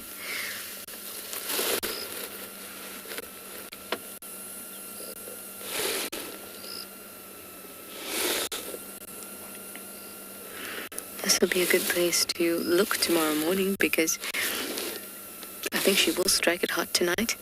Get a kill, maybe not right away, maybe not even the next couple hours, but tonight she will, I think. And there are plenty of good marulas out here near Power Lines, Western Quarantine. And it's a band of Juma she really, really enjoys walking. Rebecca's Western Quarantine,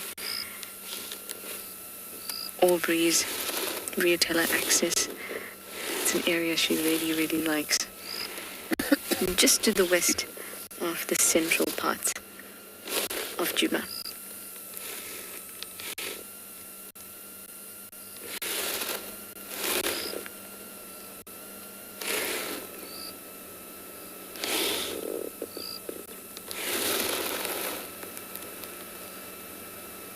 I think she looks fabulous in front of the yellow flowers of the African wattle. Yes, that's what we like to see.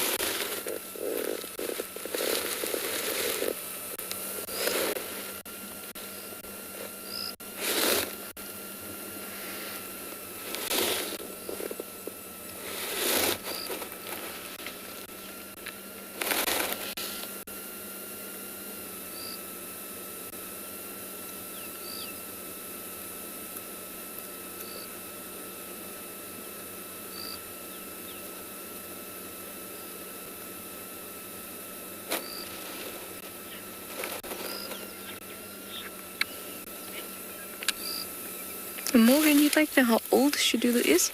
Shadula is about 6 years old. She was born in October of 2014.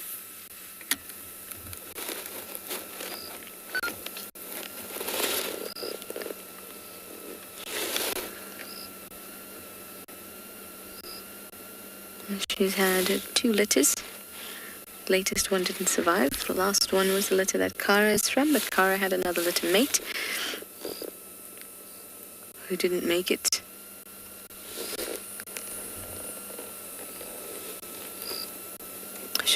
So she's reared 1 cub successfully.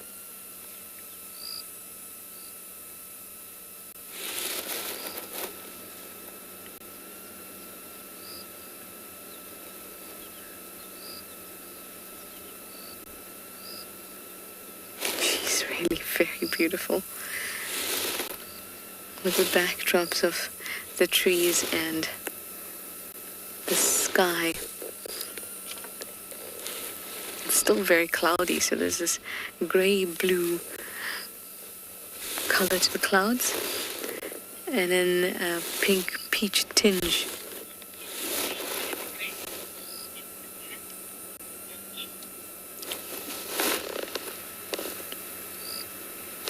So Corky or Porky, you'd like to know how close she'll have to be before she'll strike. Generally 10 to 15 meters. Ideally 5 meters, because then she's sure that she's not going to miss. But for her to get into 5 meters of a herd animal without alarming somebody is very difficult. So generally it's about 10 to 15 meters.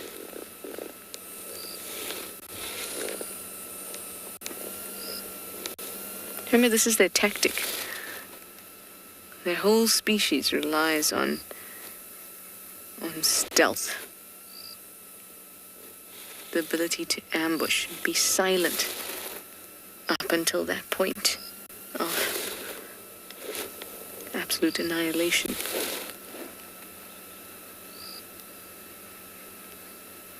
Oh, beautiful.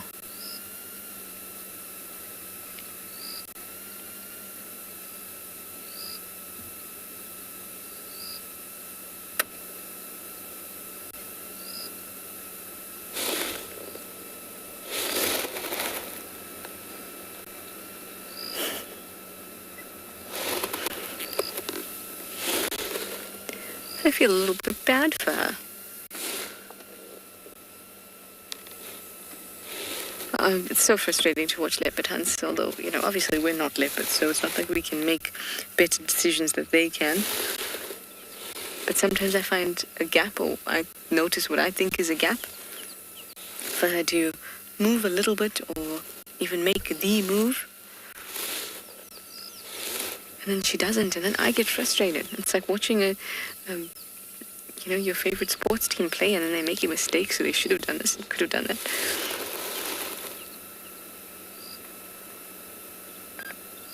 Sit here getting all worked up about something that has absolutely nothing to do with our lives and everything to do with hers. So she knows what's best.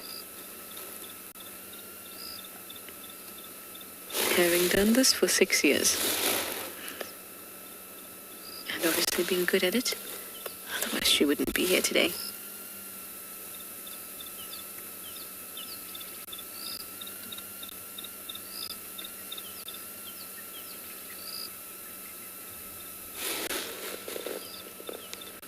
She keeps turning back because there are a few males, impala rams, far behind her.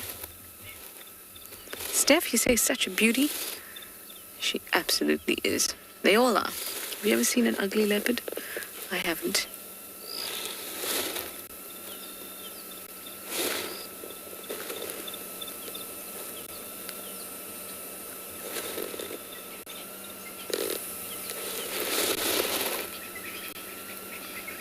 She can obviously see something I can't. I know there's, like I said, the impala rams. Oh. They're moving a little bit closer, but not close enough. This looks like she's going to make a move to her next bit of cover.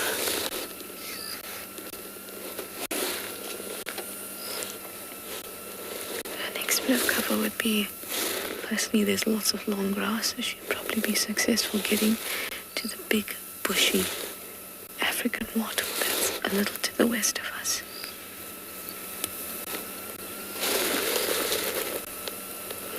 From there, she just need to wait for them to come closer. There's the African wattle on the right of your screen there. The bush that's close to the ground. From there, she just waits and they slowly move this way. She'll be able to get one of those impalas.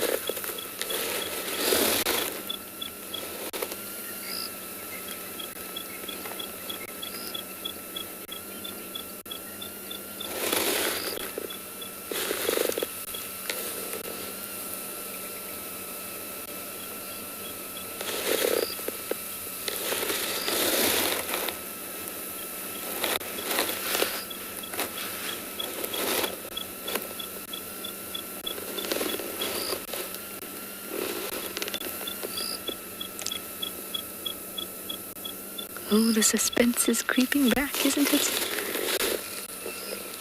Thought it was going to be all chilled. Now it's suspenseful again.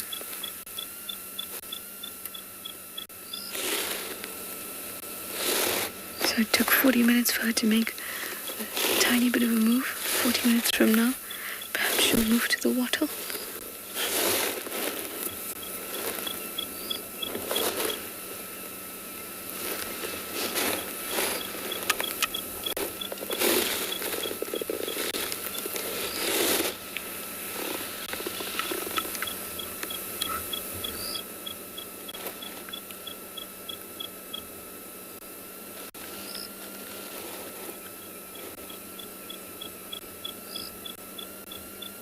The fish is back in focus.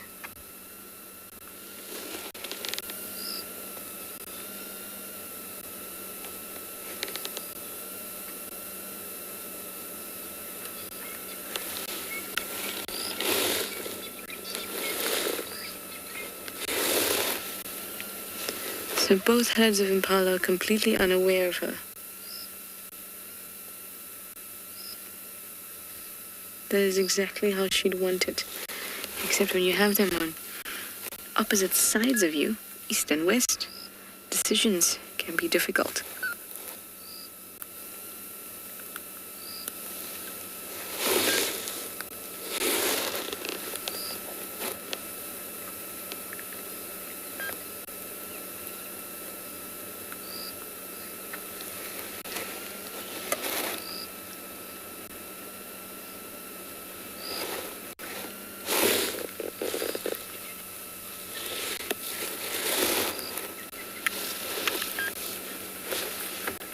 But I guess it's like placing 2 bets for the price of 1. If she focuses her attention over on this herd, maybe she'll kind of make up or fill up some time and the other herd will move towards her. Who knows? Either way, it doubles the chances of it playing into her paws. She's not the only spotty one with paws we have today. Dev has a leopard for you too. Let's go over and see.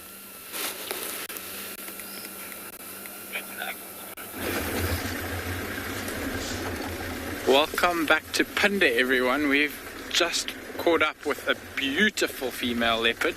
She, I think, is going to come around the side of this bush now. Glenn, you get her there.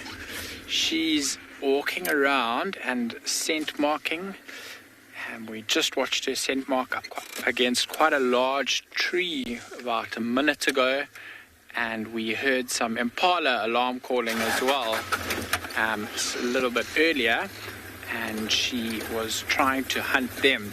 So she's very much out and about. It's cooling down beautifully now, and she's actually walking up towards the top of a beautiful lookout spot. It's a beautiful kind of little koppie or mountain top that we've got here, and she's wandering now really close to the top of this lookout.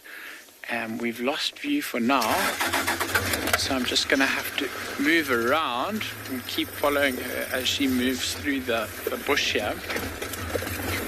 I think we're going to try go around and get in front of her. Oh, I can see her there. No. We're going to try the other way rather. She's changed direction slightly. It's quite rocky here, so you are going to have to bear with us while we bumble along here. Up high on these side of these small little mountains, a lot of the topsoil is washed away, and it's left these big boulders that we are going to have to negotiate now. We're going to try our best not to lose sight of her, because once losing sight of a leopard can be really tricky to relocate them.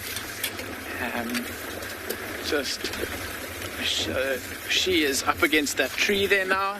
You can see her rubbing her face. Wow, that's beautiful.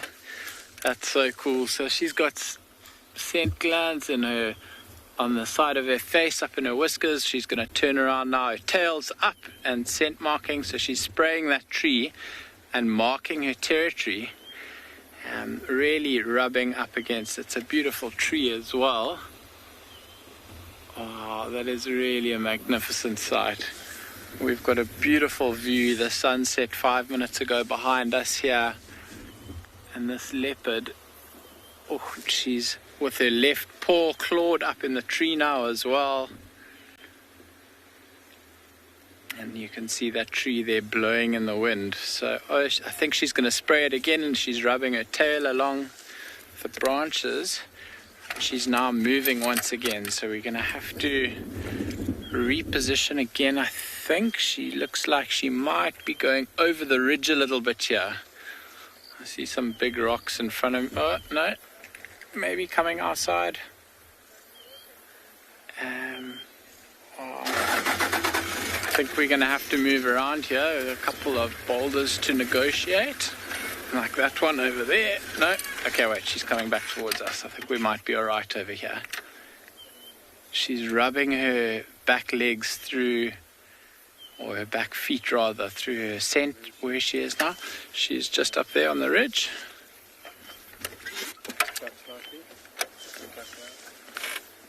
So she's probably about 20 meters away from us now. Very relaxed and moving through this mountainous environment very, very happily. Leopards are extremely adaptable to all sorts of different environments, mountains being one of them.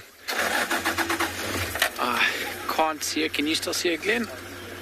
Okay, let's move a little bit more forward. No, there's a boulder. Oh, she's seen something. Sorry, I missed that question. Would you mind going again with it, please?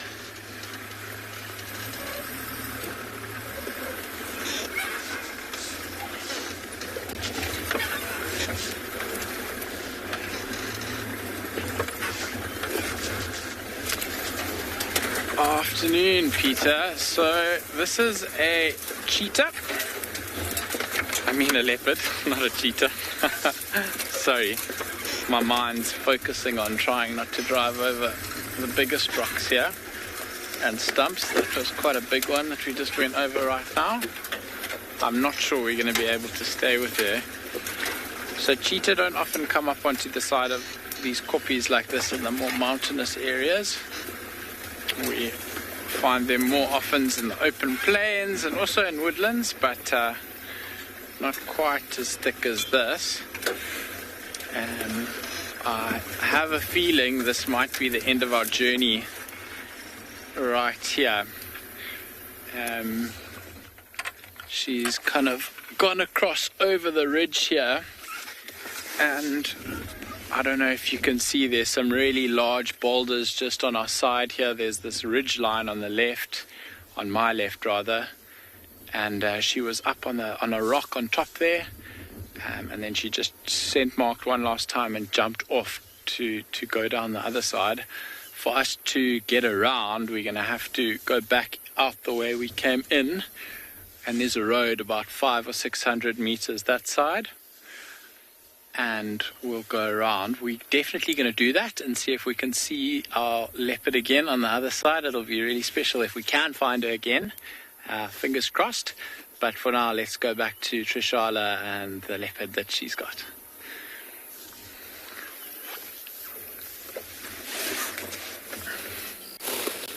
Good luck, Dev. I hope that you will find your leopard again. My leopard is looking a little bit fed up by the time it's taking her to catch a meal. Of course, that's just my feeling. She's been doing this for a long time, and this is just how it goes. Waiting and waiting. But now she's turned direction, at least. Firmly towards the new herd that has made its way close to her. She most definitely would get a kill now. The herds are starting to basically congregate on quarantine, and to do that they need to pass her. Some have already passed her, the herds that she was watching earlier, but this herd, in order to get to quarantine, will need to pass her. And that is an excellent tactic.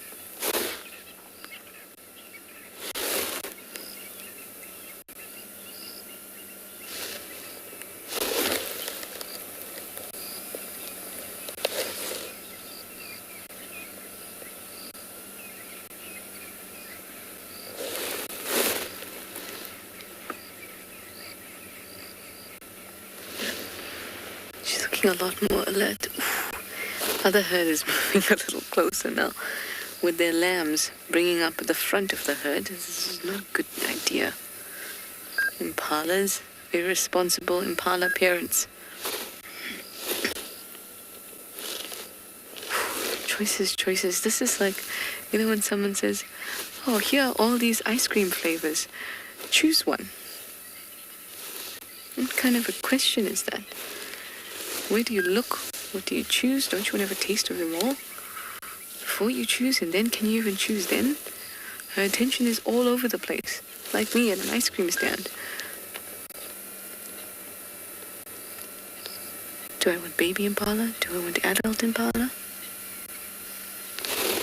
As soon as you think you've picked chocolate or herd to the west, cookies and cream calls your name. Herd to the east. Or pistachio.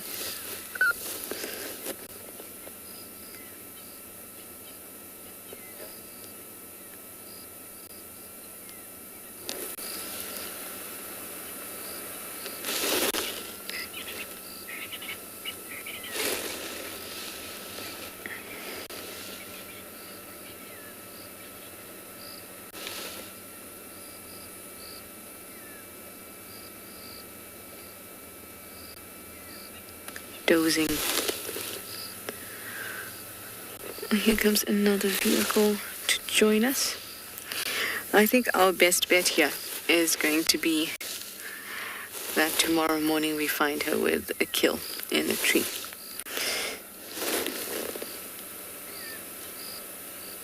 Maybe we'll be lucky, but having seen these things play out before, I think tomorrow with a kill will be best.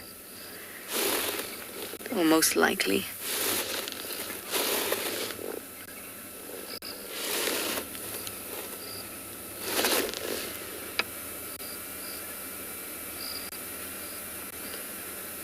The impala lambs are playing like kids in a playground, not knowing that there could be somebody who could hurt them close by. They're bouncing about and running in circles and all sorts.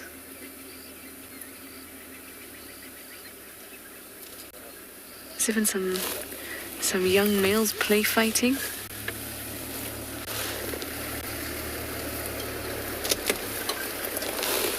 Those are just perfect for her.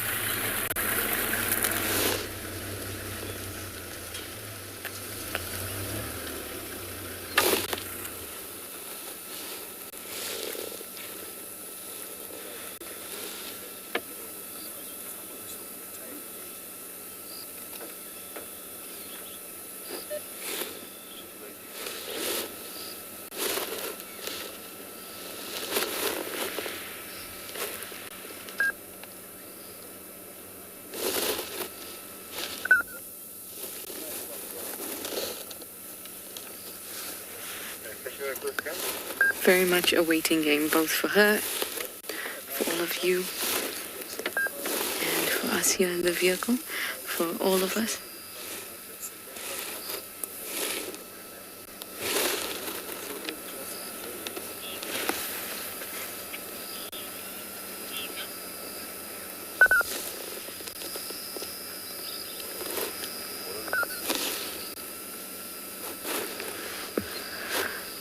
I heard a comment, but I'm quite sure it's not what I heard, so I'll wait for it again.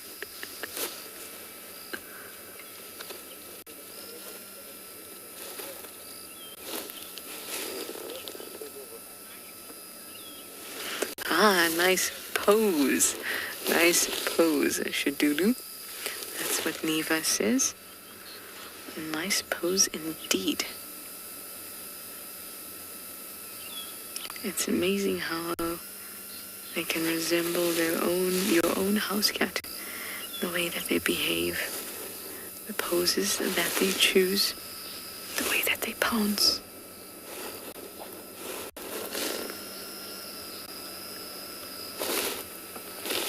Spoiled for choice, this girl.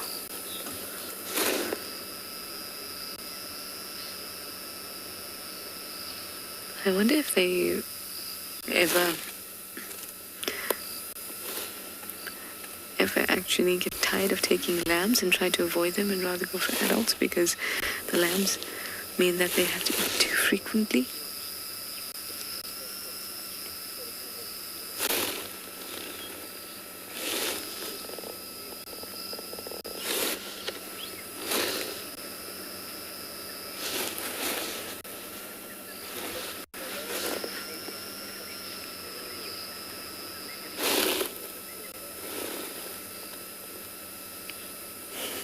She's still a great distance from both of them, though, although the herd that was to the east is moving a little bit westish. So really what's happening is she's in the middle and the two herds on either side of her are both moving closer to her. Almost as if she's being stalked. In fact, it couldn't be playing much better into a pause as it is right now.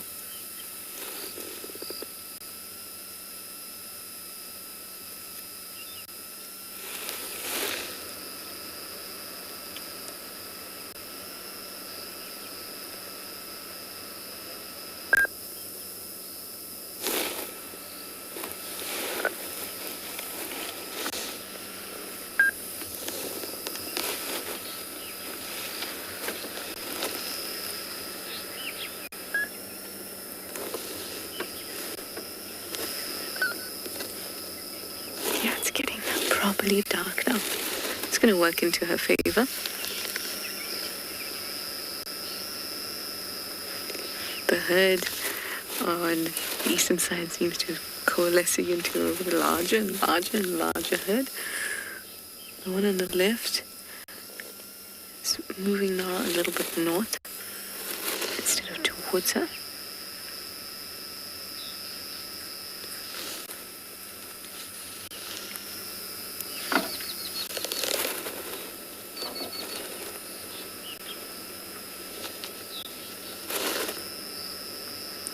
While I thought that the herd in the west may have been best for her, the herd on the east, I was about to say the word on the street, the herd on the east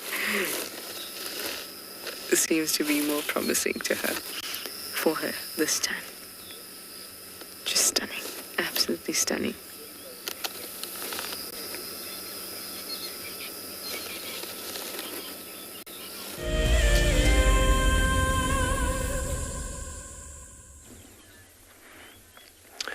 Well, from a stunning leopard to stunning scenery, we're just going to appreciate the subtle sounds of the late afternoon and just enjoy the landscape for a few minutes with you folks.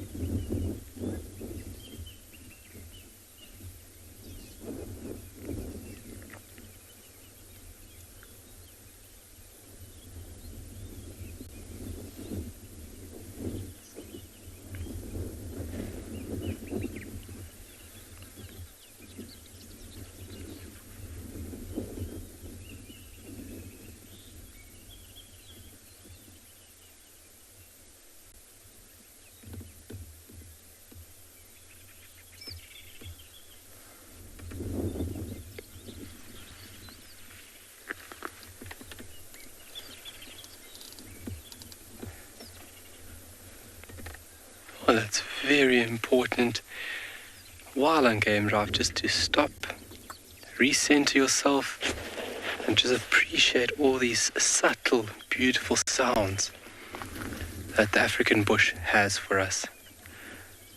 Well, it was great to share that with you folks. I truly appreciate those moments.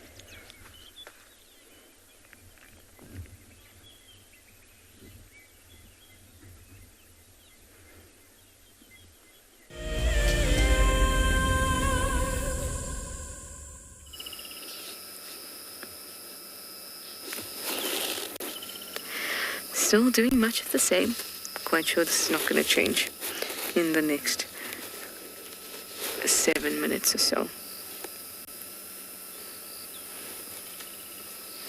So they will just watch and take in some evening sounds for a bit. See if anything changes.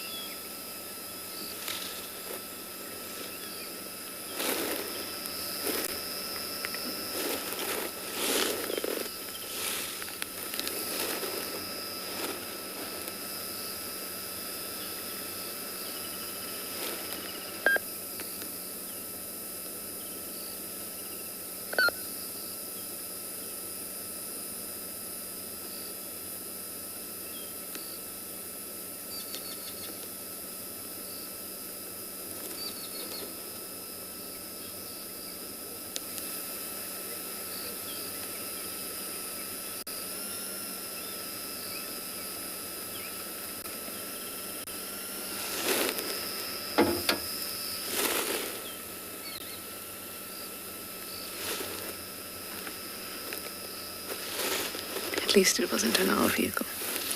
The doo-doo that you heard. But brought it into our evening sounds and sights.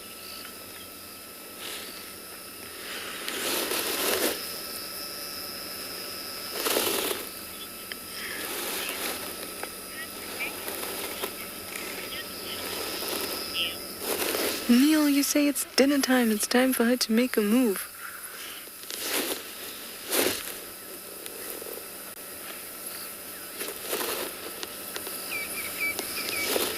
Certainly is. But she's got to get closer, or they've got to get closer to her, for her to be able to make that move successfully. But I'll tell her, Neil, that you're chanting her on. Neil says, come on. Get a move on.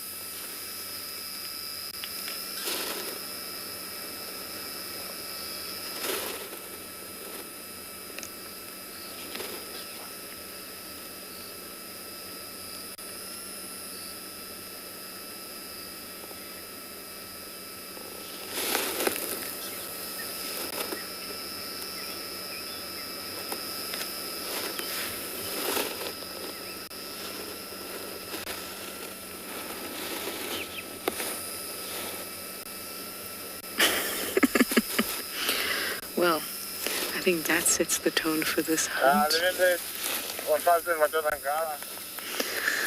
This hunt has a hint of sleepy to it. But you know, just like that, she can be up and about and grab an impala.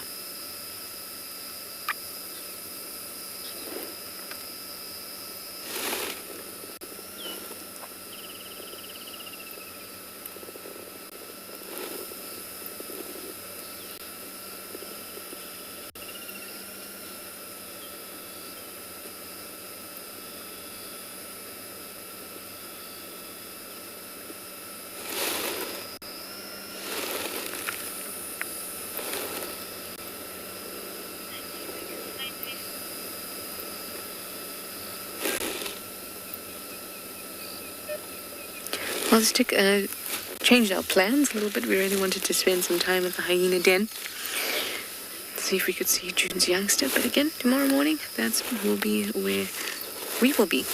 And plans change all the time out here because we can't predict where the animal, or we can't know where the animals are. We can only find clues and make predictions based on our skill and mostly luck. So tomorrow morning, back to our initial plan, going to stake out the den, and maybe not, something else will come our way. Like her, we were zooming to the den. Bam, leopard bottom on the road. But that's half the fun, driving around and not knowing what is going to come out, what you're going to see around the next corner, the next road, whether your decision is going to be the difference between a leopard or not, something cool or not. That is the fun of safari. And thank you all for joining us on this safari. It's been an excellent one, but we'll see you in the morning. Have an awesome one. And thank you for all of your questions and your comments. Good night, everyone.